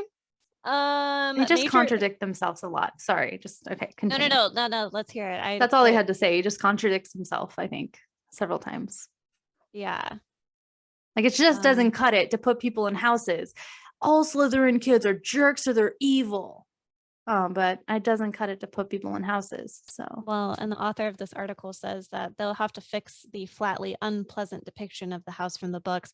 And I actually disagree with that because sometimes you want to be in your villain era. You know, there's a lot of people in their villain era, and like sometimes you want to be the bad guy or you want to be in the bad house or whatever. Like maybe it's like the cool kids are like the bad kid. I don't know what it is. That's totally like, true. I would feel so the fucking cool if I was in Slytherin. It's fine. And like maybe you're in a mood where you want to be in Slytherin with all of its bad depictions. And it's gonna be okay. Yeah. And in the movies, and I didn't read the books, but in the movies, Draco we see isn't just evil and like he has other sides to him. So I'm just saying, like, ugh, okay, what's the next one?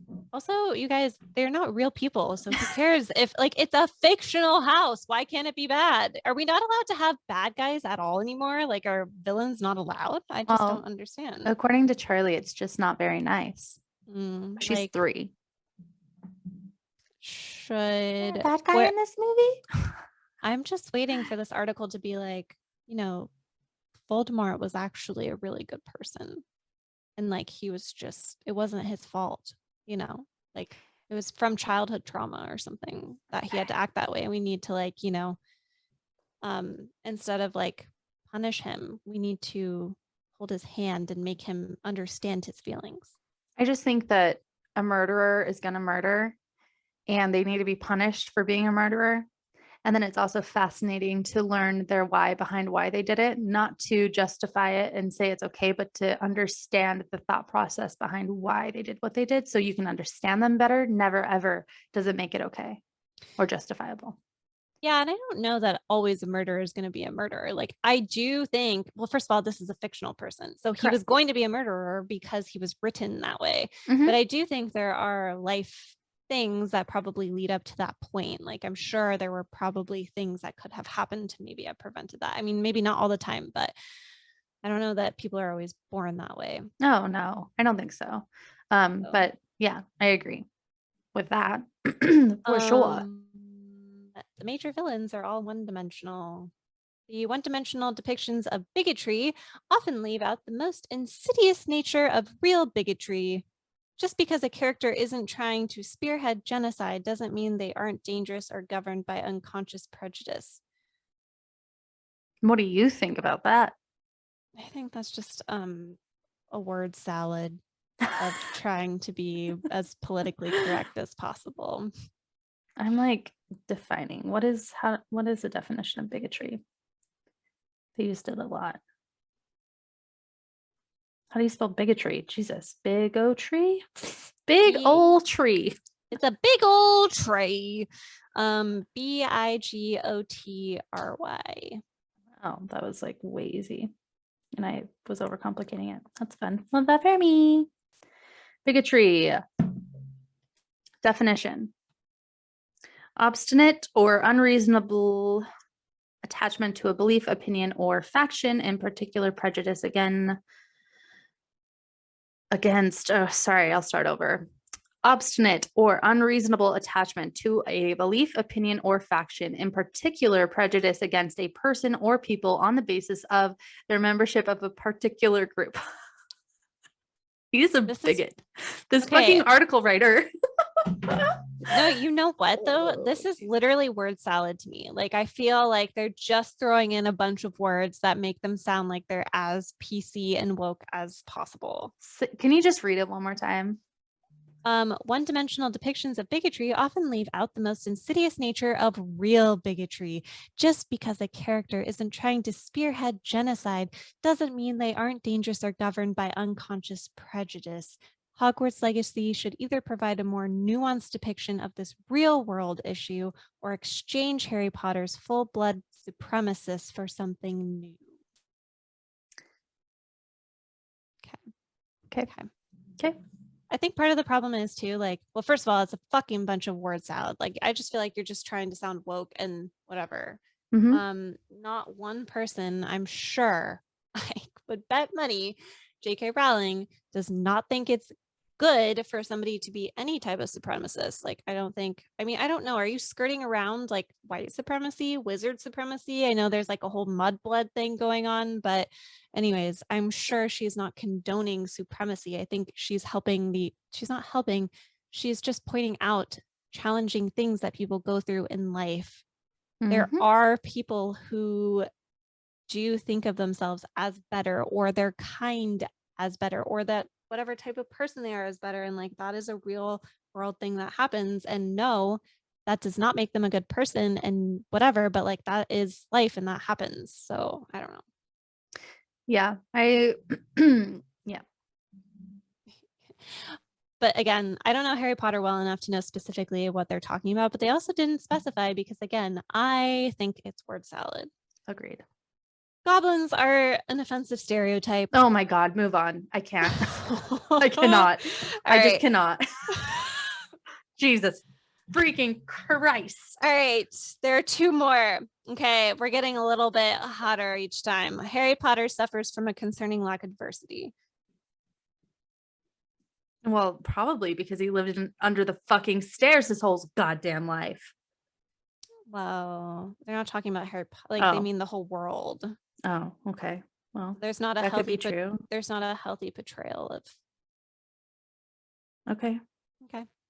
Yeah, that's fair. So we have one more controversial item that this person feels it is important for Hogwarts Legacy to consider while making their video game. So they wrote that they feel slavery was okay in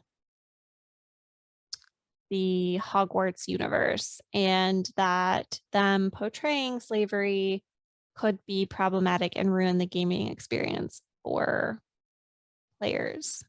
And they're talking about Dobby, basically. No, actually, the article has a picture of a different elf, and this is why I'm maybe not like a good person to comment on this because I only remember Dobby. I don't remember the other ones. So in my head, I thought Dobby was freed, and it was clear that like Malfoy's dad was an asshole and treating him like whatever. Like I thought Yeah. I thought that that made it seem like it was clear it's not okay that he was a slave, and we were happy that he was freed. But it's hard for me to comment on the rest of the show because I don't remember the other slaves, and maybe I wasn't paying good enough attention. So I don't know how Mm. problematic it really was. I mean, also maybe the books they were, maybe they're in the books there were more slaves and it was like more intense. And then in the movies they also portrayed it as bad. So I don't know.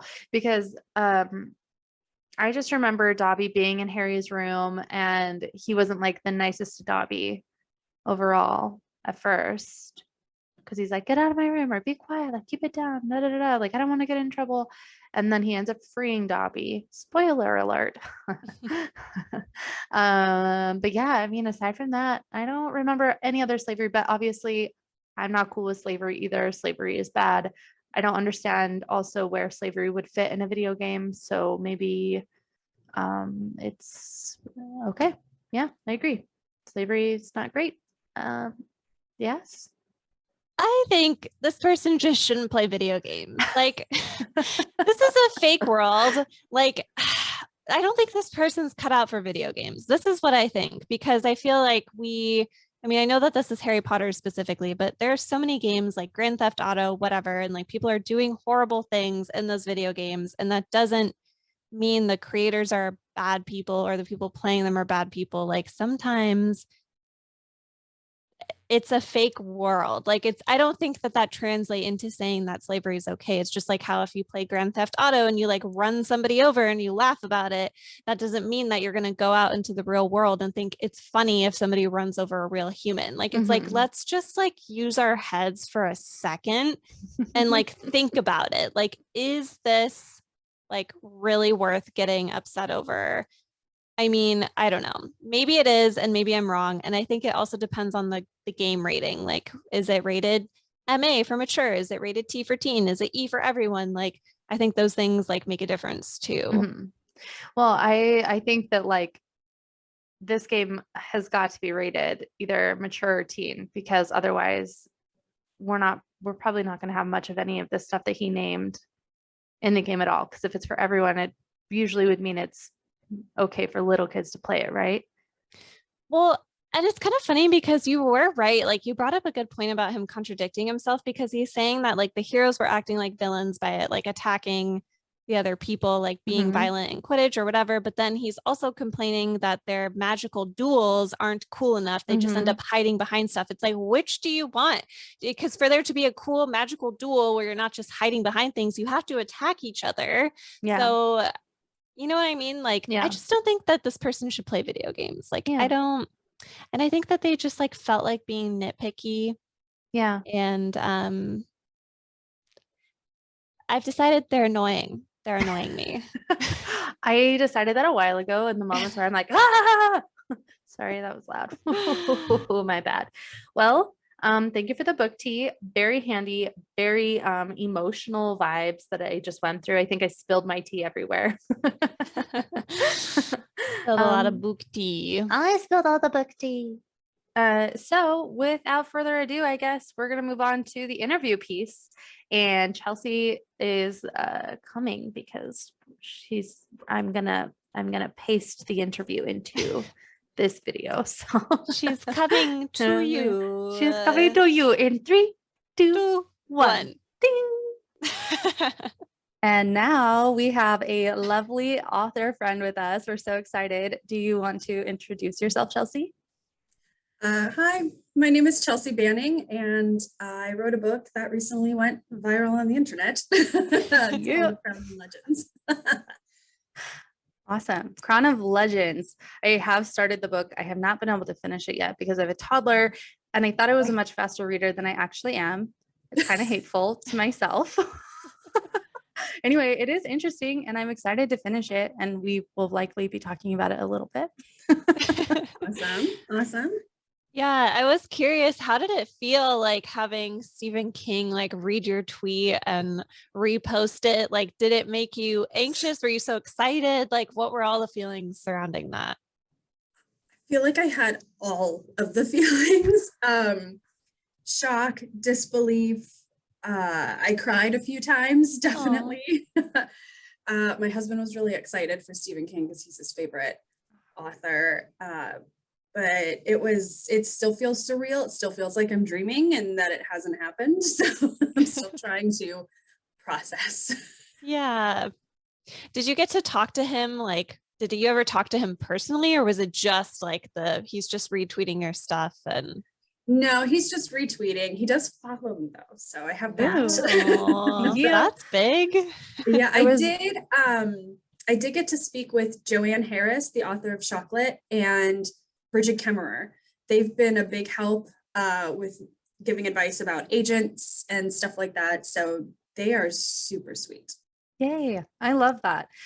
So do you feel like the advice that they've given you is real world, real life advice that you can actually take away and use right now in your life? Or do you feel like it was more for future advice, I guess? Do you know what I'm saying? Yeah, no, I feel like it's both.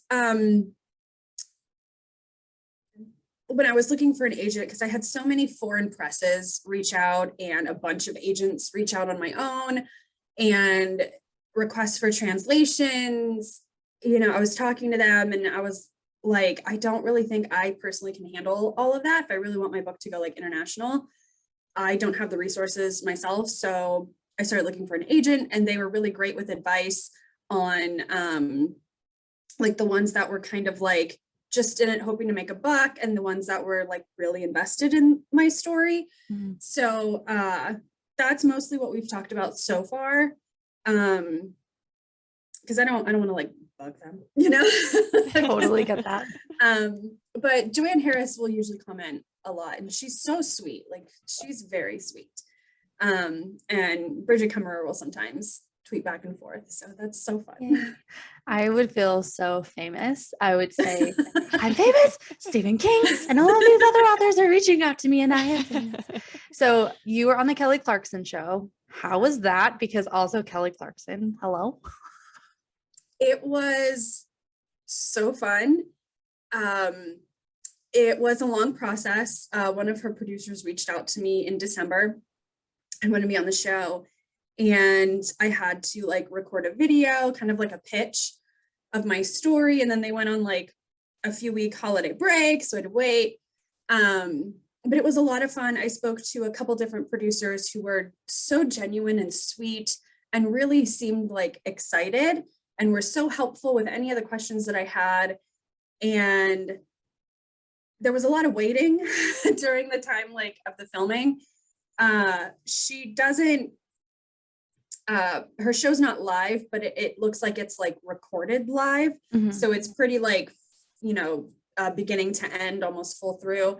So they said to block out like 3 hours of time and that they would text me like 5 minutes beforehand. Oh, wow. And they Yeah. actually gave me a pre-interview about a week before. And the day of, they called me. They're like, okay, this is what Kelly's going to ask you. We took your answers from last week. This is the order we want you to say them in. And this is what we want you to say. So I felt bad because like when I started going on the show, I was so nervous that I would forget what they told me to say. And I didn't realize that Kelly was like, oh, so it's a trilogy. And I just kept talking. Like I didn't even know that she was like asked me another question because they're like, she's gonna ask you 2 questions. This is what you say. And I'm like, okay. That's wild, actually. I had no idea that it was more scripted too. That would be so Yeah. hard. I would be Yeah. like a ball of nerves, no amount of prepping.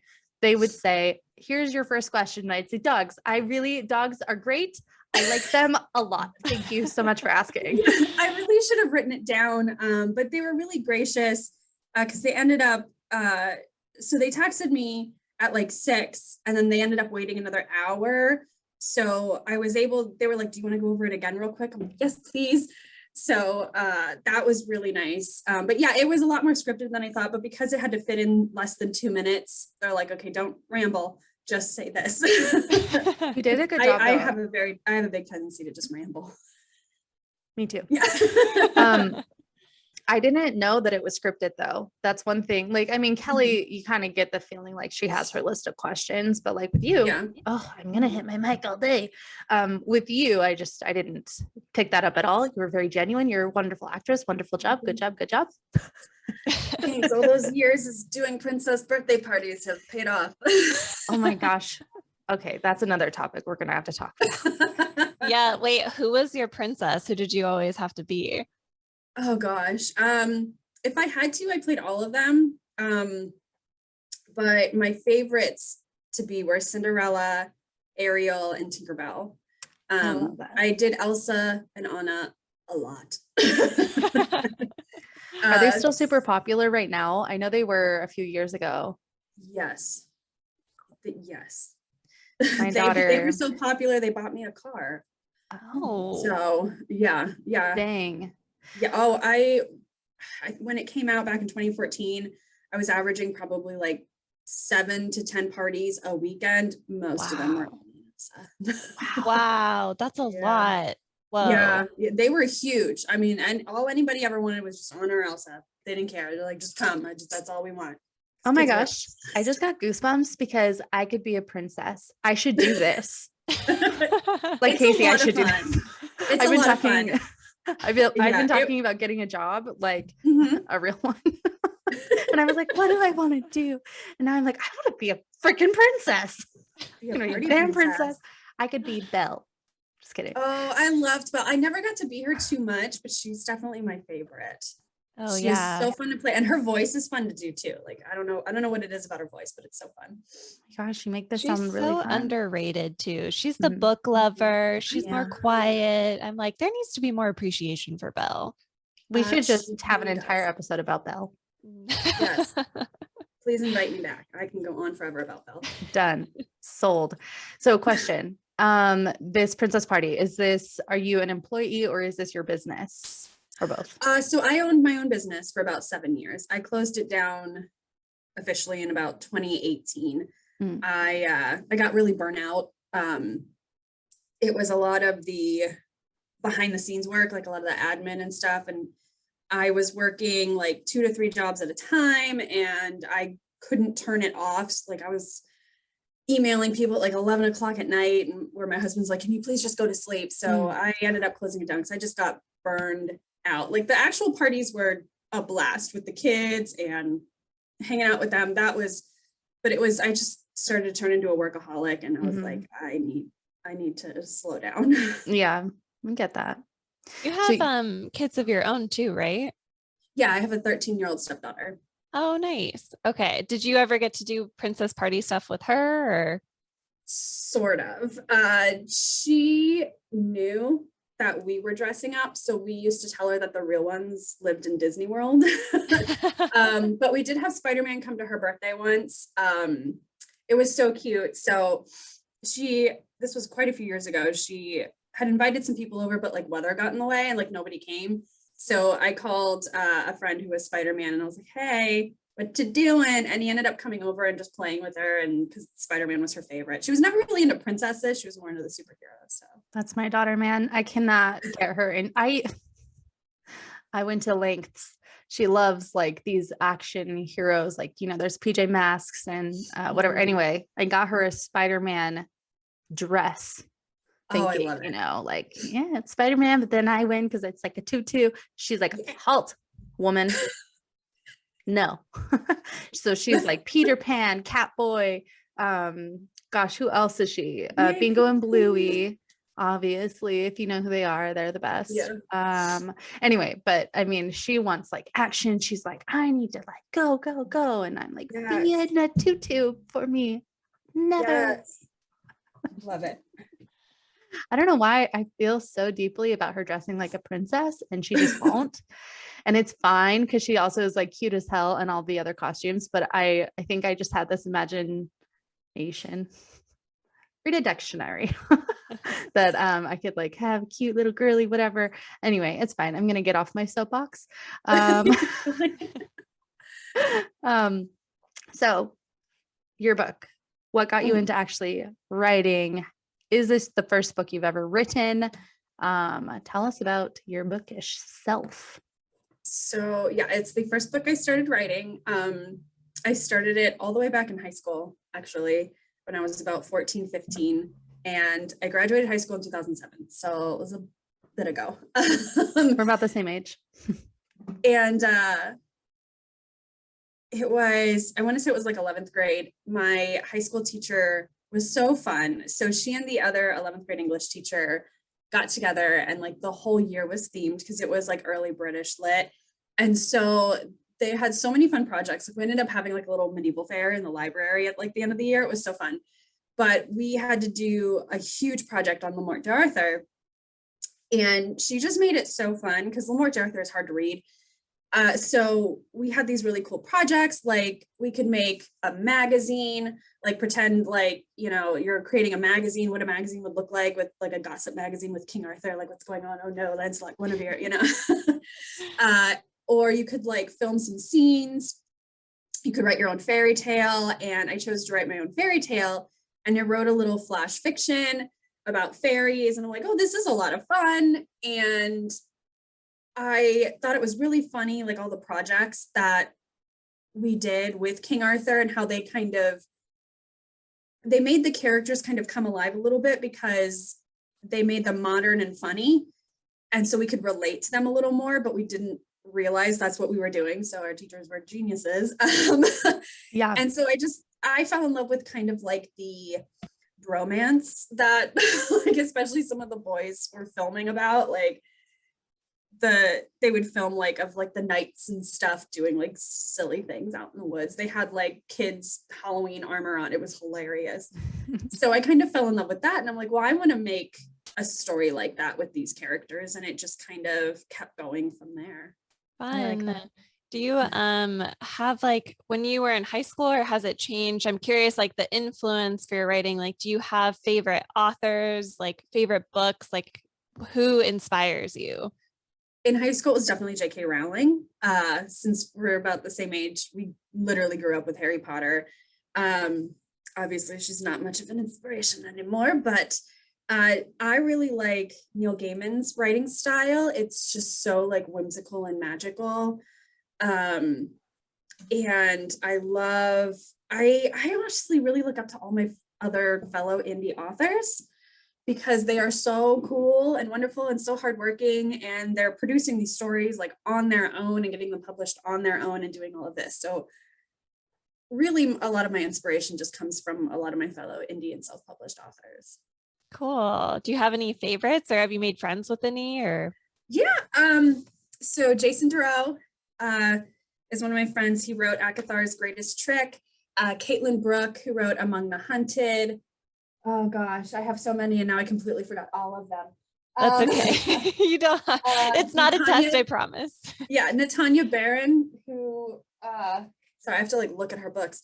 She's another King Arthur writer.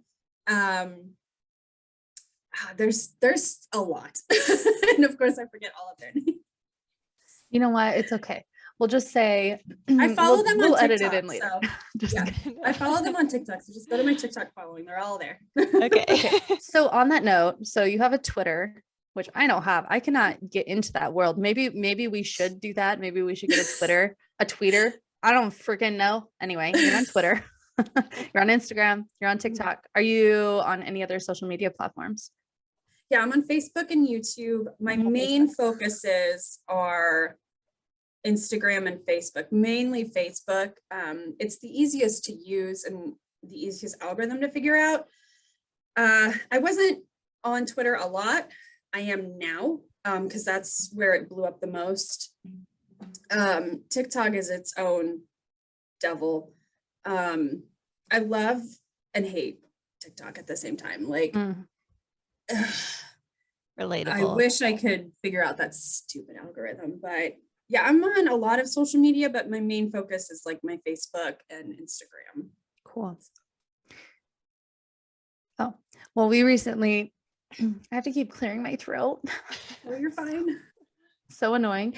Anyway, we recently opened up a Facebook for our podcast because we really just had been on Instagram, and actually we're about to go on YouTube as well. I'm going to post today the first time on YouTube.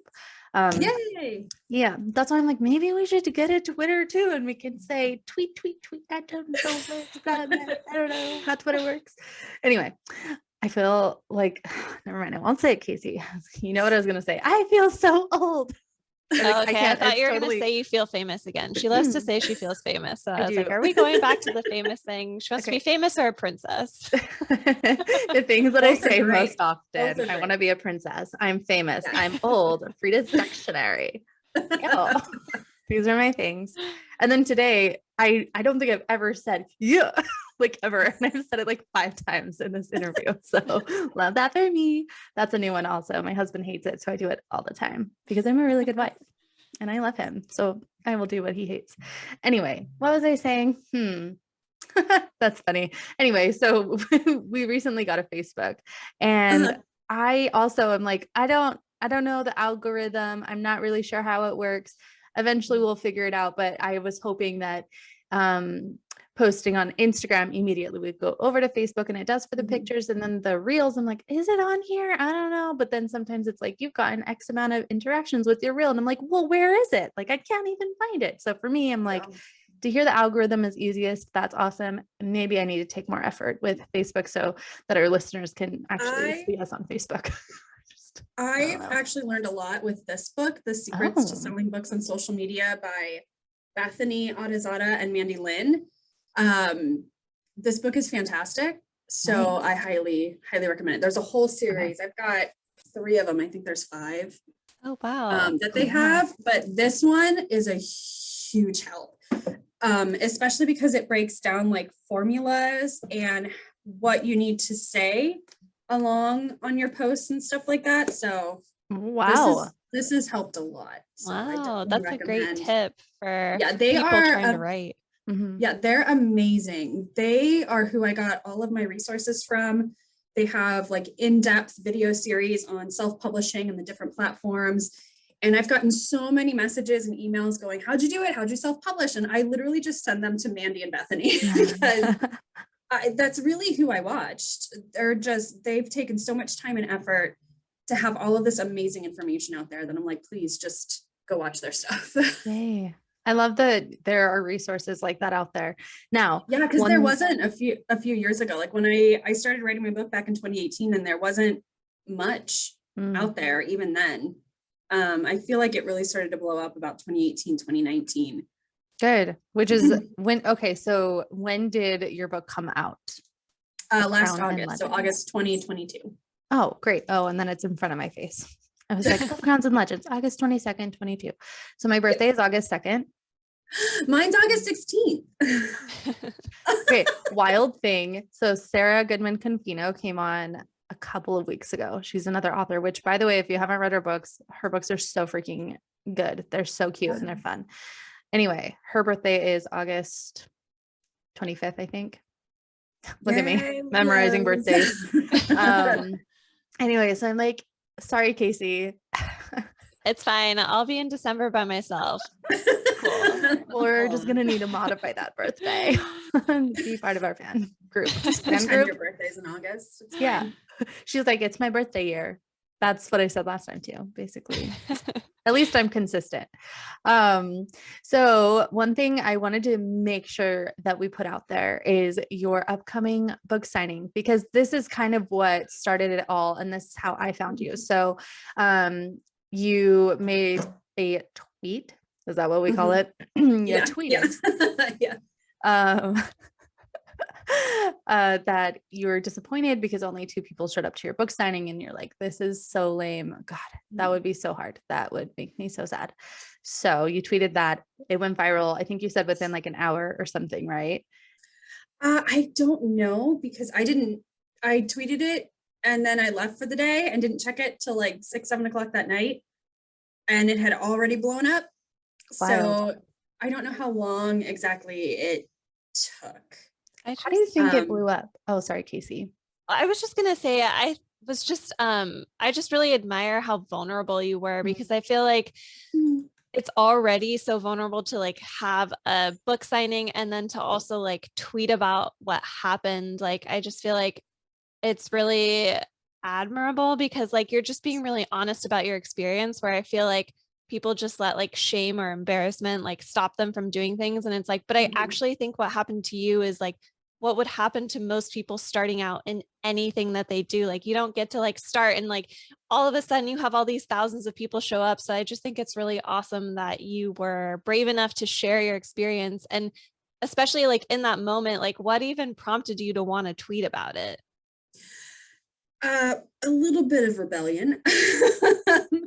So and I've been getting a ton of messages like that, like thanking me for like my vulnerability. Cause like on social media, you don't see that. You only see like the highlight reel, or people will like exaggerate a little bit. So they're not embarrassed. And I feel like 2020 was a huge shift in that. People wanted to see more reality and more vulnerability rather than just everything's great. So Saturday when I was on my way home, I was talking to my husband and I was like, man, I really thought more people were going to come. And I was like venting a little bit. And he's like, well, just don't say anything. You're just going to make people upset. And I'm like, and it was kind of, I don't want to say it was hard to talk to him, but he's not in the writing community. Like he writes poetry and stuff, but he's not like in that online community.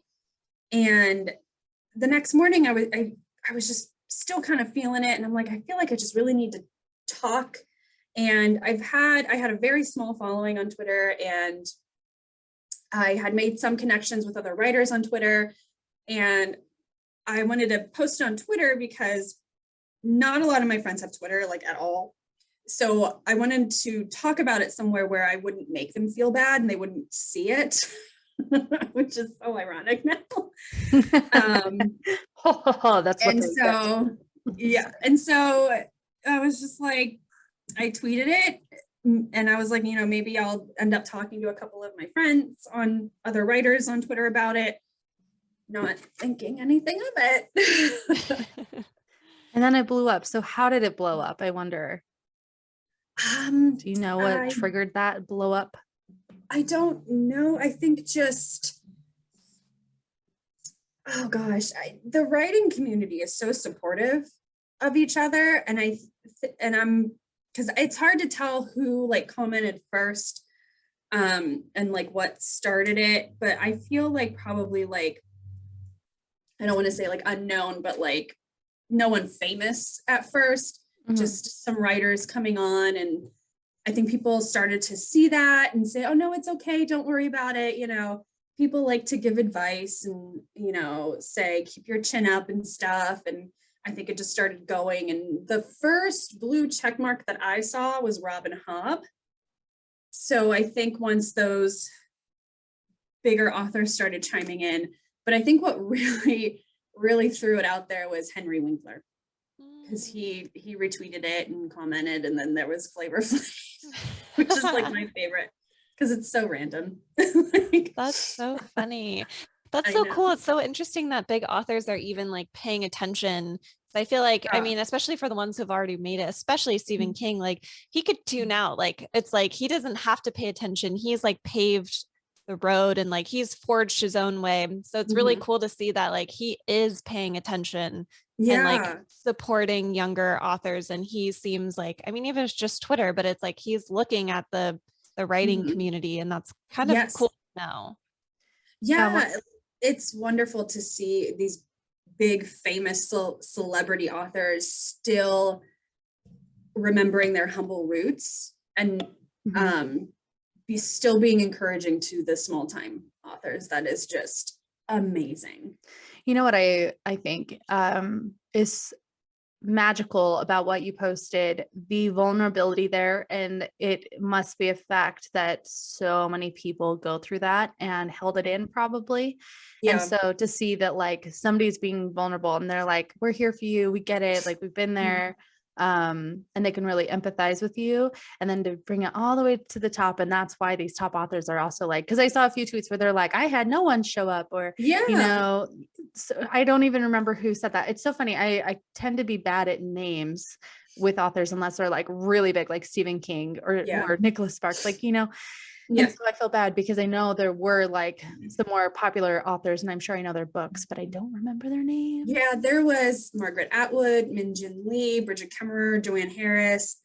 There was so many that it was hard to like keep up. Even Ming Na Wen commented, which made me really excited. Yay. You're famous. Robin Hobb, Jody Pickle was another one. Oh, wow. And there was just there was so many that it's like really hard. I think, I can't remember if it was Hank or John Green, but one of the Green brothers commented. I'm gonna have to like go back through that thread and like start screenshotting everybody And like post it on your Instagram. So yesterday, I think it was yesterday, I was on there. Excuse me. And I saw that you said, this is my next book signing. There, I think you said there were 10 other authors that are going to be there. Like, here's this event. And Stephen King reposted that again, was like, you guys better show up. Like, if you don't show up, I'm digging your grave. He didn't say that. He pretty much said that verbatim. Yeah. He's also Neil sponsoring Gaiman this video. Just kidding. Like, thank you so much, Stephen. We appreciate you. We'll talk to you later. Won't call you. Send you a text. Anyway, this is how I feel famous. I feel like I can go ahead and like create these relationships that don't exist. Is it a mental illness? Maybe. Anyway, I love that he is continuously following you, and like he kept his word. Like, he said, let me know when this is gonna happen and we're gonna make sure he'll show up. And then he actually did, because that was one thing I was like, I hope that actually happens. Like, I hope he does follow through. And I love that he actually did. Yeah. It's just amazing. And it's given a lot of hope to other authors, especially to see these bigger authors still supporting smaller authors and having similar stories. Yes. I've gotten a lot of other emails saying this has been so encouraging. I've picked writing back up again. I have a newfound motivation, which is the most wonderful, like the best outcome out of this. Yay. I love that. So tell us about all of your upcoming events that you have currently on the docket so we can let our people know. And then also where you're located. Are you having any virtual events for the folks that are not local? What's your schedule lineup? All right, let me pull it up. So next month, this month, the 28th, is the big book signing at Pretty Good Books in Ashtabula, Ohio on Main. We're going to have a ton of other local artists and authors. There's going to be comic book artists and bookish merch artists along with authors. And then on the 4th of February, I'm going to be at the Geneva Winterfest. I'm going to be at Robot Zero Comics with my friend Tony Capo, who runs the store. So that's going to be 11 to 2 for that. And then I'm doing a virtual program for the Ashland Library on February 6th. I believe they're out of Massachusetts. There is registration for that. And then on the 18th, I'm going to be in Parma, Ohio at Walls of Books for another signing. And in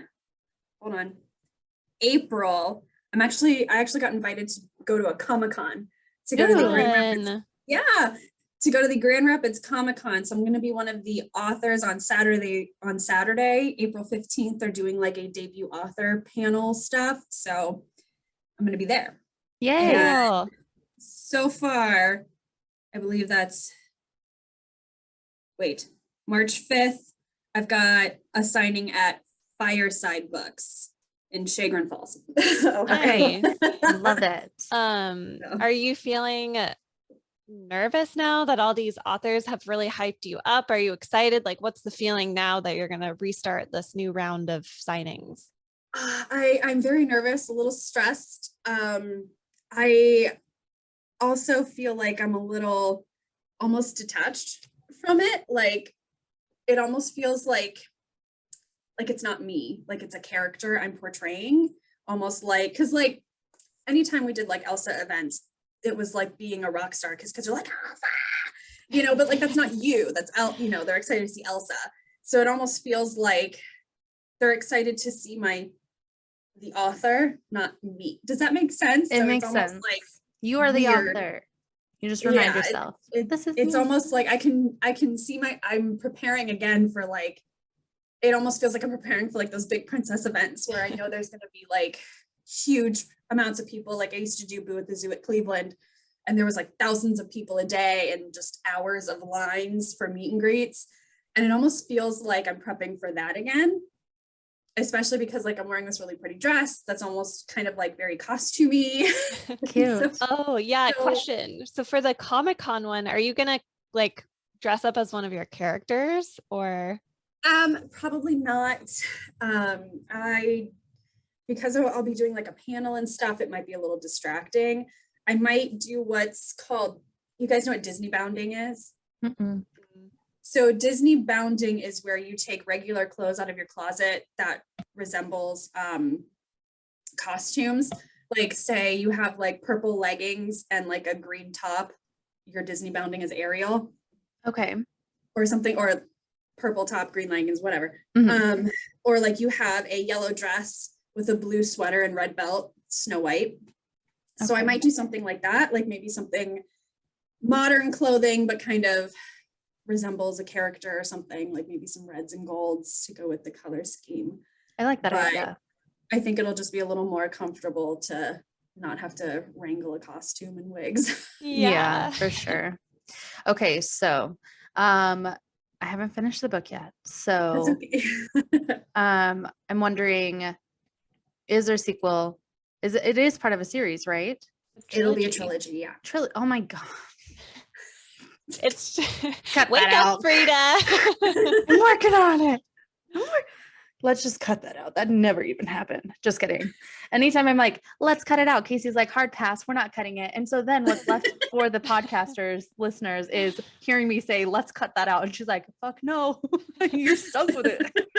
Like we're But like being you real said- here, okay? We're showing everyone we're not perfect. Yeah, Yeah, no, I'm not I perfect. see. I like that. I like the informal interviews and stuff Good. and just the discussions. I feel like they're easier to digest and listen to. Yay, I love that. I'm glad that you like it. It's something that, when we discussed having authors on, or even before that, like job interviews, I've always just hated the rigidity. Her Frida dictionary It's came the- out again. It happens all the time. I read a lot and I swear I can read these words, but when it comes to actually speaking, it's like Same. Anyway, Yep. at job interviews, I think I do a good job in them, but Mhm. I am always very casual, and I'm always like, too. I'm your friend and hire me because look at me. Come on. Come on. Just kidding. But I've always been like really casual about it. And that made me feel really bad about myself because I know there are these things like how to interview somebody or not interview somebody, but be interviewed because, if you're going in for a job. And so I'm like, man, I'm not meeting that, but I just cannot. It just makes me so uncomfortable and I get nervous and then I talk a lot or I giggle or whatever. And so when we talked about doing author interviews on here, I'm like, I love that. And I want to do it. I'm so excited to do it. Let's make it a conversation because I will feel so gross if I'm like, so blah, blah, blah. Not that we don't ask you questions, but I do feel like we can have more fun with it and keep it real because we're real Yeah. people, all of us. Mhm. Yeah, and including that kind of Stephen goes back King. to what I said with that 2020 was a huge cultural shift in social media and stuff. People want real. Mhm. Yeah. Before we let you go, is there any, can you leave any words of wisdom or any words of advice for any young listeners out there who are trying to forge their own way or put themselves in a vulnerable position or are writing? What would you tell them to do? Or I would say you're going to feel discouraged, but don't let that stop you. Stay consistent and stay confident. Even if you don't feel like it, I kind of hate this phrase, but it can sometimes help. Fake it till you make it. Especially when it comes to getting your book out there. You don't want to be like, my book kind of sucks, but if you want to read it, don't do that. You know what I mean? Be like, you guys need to read this book. It's going to be great. Have confidence in your work and have confidence in yourself. We're all going to deal with imposter syndrome and feel discouraged. That's normal. Don't let it stop you. I love that, especially I feel like it's not just a woman problem, but I feel like especially Mhm. for women, we always like downplay. It's like, oh, like only if you want to. Like it's like we never Yeah. want to Yep. inconvenience people, and it's hard to get over that. Like it's not Mhm. inconvenience anyone. It's okay to like put yourself out there. And Yes. Yes, definitely. And We staying apologize consistent. right after we ask. yeah, Yeah, also I get that. that. Yeah. Don't apologize. Okay, so I was sitting here and I was like, oh, I had a question and I failed the trilogy thing. Okay. Do you have a date for when your next book is going to come out? No pressure, just curious. It all depends. I do have my book out on submission right now. My agent sent it to a few publications. So the date, if it does get picked up, they're going to pick a date. If it doesn't get picked up and I'm still self-publishing, I'm hoping to get it out by December this year. Wow. Okay. That's super exciting. Yeah. Cool. I love that. Okay. Is there anything else you want to tell the listeners? This is going to air on Monday. We'll do a shout out for your signing that's coming up in 2 days, though. We'll do that today, so Cool. that, you know, you get some more eyes on it. But yeah, is there anything else you want to leave with our listeners, your fans? Keep reading books. Just keep Yeah. reading. Can I sing? Reading is Keep not on overrated. reading, keep on Yes. reading. We're gonna make reading cool again, or maybe Mhm. yeah, we got to make it. And I feel like it's coming back, especially with It social is. media. But it's like it's Yes. cool. Now I'm finding myself I'd rather read than stream, and I used to be Mhm. like so Yep. you know addicted to the Netflix shows. Now I'm like that Mhm. this isn't doing it for me anymore. So yeah, I Yep. love Oh the yeah, read more. especially with the because I'm also a librarian, so there's a huge uptick in digital books and audiobooks being lent out through like Libby and Hoopla and stuff. So people are getting back into books and it is absolutely wonderful. I mean, we got back into it last year. We read, well, I read a couple of books before, but then A Court of Thorns and Roses, which Kasey recommended to me, made me Yes. lose my mind. I could That's not. what Yes. brought us together. Yeah, that got me back into reading. I used to get in trouble in high school and college for reading my books instead of paying attention in class. And then, life burns you out. And once I stopped doing princess parties and stuff, I was like, man, I miss reading. And then my friend Natalie was like, you should read A Court of Thorns and Roses. And I'm like, this is the best thing ever. And the rest was history. And then she Yep, became a yep. famous author. Oh my God, Frida, stop hitting your mic. Love that for Okay, us. so does that make you also a Sarah J. Maas? Is it Maas or Moss? Do you know? Moss. We looked Okay, it up. sorry. It's Moss. It's Are you Moss, so are you a Sarah J. Moss fan or? I do. I really like her books. They got me through a really hard time, especially Mist and Fury. A lot of our only favorite. you can decide what breaks you and stuff like that. That really, really resonated with me. And I really needed liked that how right she now. wrote like PTSD and stuff. And I will always have a special place in my heart for those books because of how they helped. So. I love that. Yeah, that's awesome. I have a serious question, however. We said we were letting you go, but actually we're trapping you for a little bit longer. We actually do. Okay, I swear I will let you go after this very serious, possibly 1 to 2 more questions, maybe 3. Rysand or Rhysand? So it is an actual Welsh name. It's Rhysand. Okay, but did you read it as Rhysand when you read it? Rhysand, yep. Okay. And Rhys, because it's a real Welsh name, and all of the Welsh readers that I've seen on TikTok are like, it's Rhysand. Yeah, and I think SJM also is like, it's Rhysand, but to me, I'm like, She it did will always be confirm. Rysand. I always read it as Rice. I don't feel know. like that's it's definitely an American thing because that's just how we would pronounce it, rice. Like that's just how we see it. But because King Arthur is a Welsh myth. Oh, So you're a genius in this. she knew already. Yeah, she was like, these fools. Okay. But I was like, oh, that's because what is it? Jonathan Rhys Davies and Jonathan Rhys Myers. So I had heard They're pronouncing their name wrong. It's Rice. on the name pronunciation, then like I know you said you like J.K. Rowling. So did you know how to say Hermione right before the movie came out? I wasn't sure, and I remember asking the teacher, and she had looked it up, and it was Hermione. She said she like pronounced it like she used to call it Hermione instead of Hermione. And And then I remember debating with some friends in like 5th grade because someone called her Hermione. And I'm like, that's not her name. That's Hermione. definitely what a lot of people were like. Is her name Hermione? Yeah. But that's also actually a very old English name as well. So, but yeah, I remember calling it Hermione for the longest time until the movies came out. And then I'm like, oh, Hermione's so much easier to say. They Okay. sound really similar. Yeah. I have another question for you, pronunciation for your book. Okay. Princess. Is she Ariadne? Yes. Ariadne. Ariadne. Yeah. Is the D it's silent? Ariadne. sort of. It's soft. Okay. Ariadne. Ariadne. It's a Greek name, and some of my friends gave me some shit for having a British princess with a Greek name, and I'm like, but I love that name. I thought it was really pretty. So I don't know It if is you got pretty. to that part in the book yet, but I make a joke with it because I have a character from like Greece, and they're like, that's a Greek name, and she's like, oh, my mom just thought it was pretty. So, No, I haven't gotten to it yet. I'm assuming it's probably Yeah. coming up. Is it at the wedding? a little bit after, I think. I'm I like can't remember where almost I can't there. remember where I put it. I really But- honestly, just to be, because we're being transparent and then I'll let you go. I was so sad. I wanted to finish the book before you came on and I was like, I can do this. I got this. I did not. I did not It's got okay. this. It's totally fine. Slow My reader. life I is really didn't always know that. chaotic, so I am always very understanding when life gets in the way. But once I finish it, I'll go ahead and post a review for Oh, our listeners too on Instagram. And I'll tag you in it. And okay, wonderful. Well, then we already said, is there anything else? And then I kept you. And then, all right. Now I'm Well, like we rambles. definitely want to thank you for coming on. Like, thank you for giving us your time and Of giving us course. insights into like the writing world and going viral. Like, this has been awesome. Thank you so much. Yeah, Thank you. you guys for having me.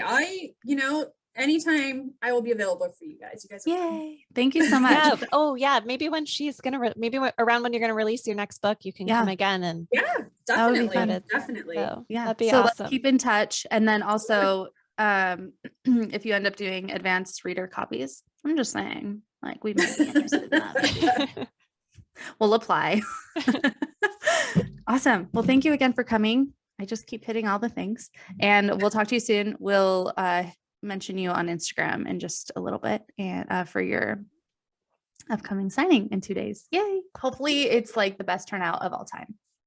I have a feeling it's gonna be insane. I know like the county commissioners are gonna be there and like Wow. councilmen and stuff. So Oh my Wow. God. it's gonna be crazy. It's gonna be crazy. Wow. Do people RSVP? I know we have to let you go. My God. You're fine. You're fine.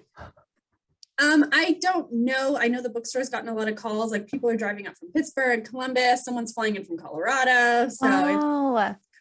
Okay. Okay. This makes me feel really good and warm and happy. I'm excited to keep tabs on it. Definitely. I feel like, what is it? They say in show business, you have to say break a leg. Is that the same thing in the writing world? Do we tell you break a leg or can we Break just a say leg. good luck? Break I a finger. don't know. Break. I don't know. May I the think odds just be good ever luck in is your fine. favor, maybe. Yeah. Go Hunger Games. Yeah, may the odds be ever. All right. Well, thank you again. We appreciate you. We're excited Thank for your you guys next for having book and your me. signings. Yes. Thank you. Yeah. Take care. Thank you so much. Adios, amigos. Bye. Bye. Okay. So we had our interview with Chelsea. What did you think, Kasey? I thought it was really good. I feel like she gave some good tips to people starting out really in any kind of business and doing their own thing, like just to keep going and like not give up. And I just feel like she's a good example about being brave in her vulnerability. And I was actually really surprised when she said how supportive the writing community was. I had almost kind of thought like, if people found something that was working, like they might keep it to themselves and like not want to share because somebody might take something from them. But that's not how it is at all. And it's really cool that it's a supportive community. Yeah, I like that. I like that a lot. I thought it was fun hearing about all of the other things that she's done in her life too. She sounds like a very creative person, like doing the princess stuff. And then I think I even saw on her Facebook, she may do a little bit of cosplay maybe, which I think is so freaking cool. I wish that I could do that. I mean, I guess I could. I just never Good. have. I feel like that'd be, Maybe that's a new hobby for you. I mean, possibly.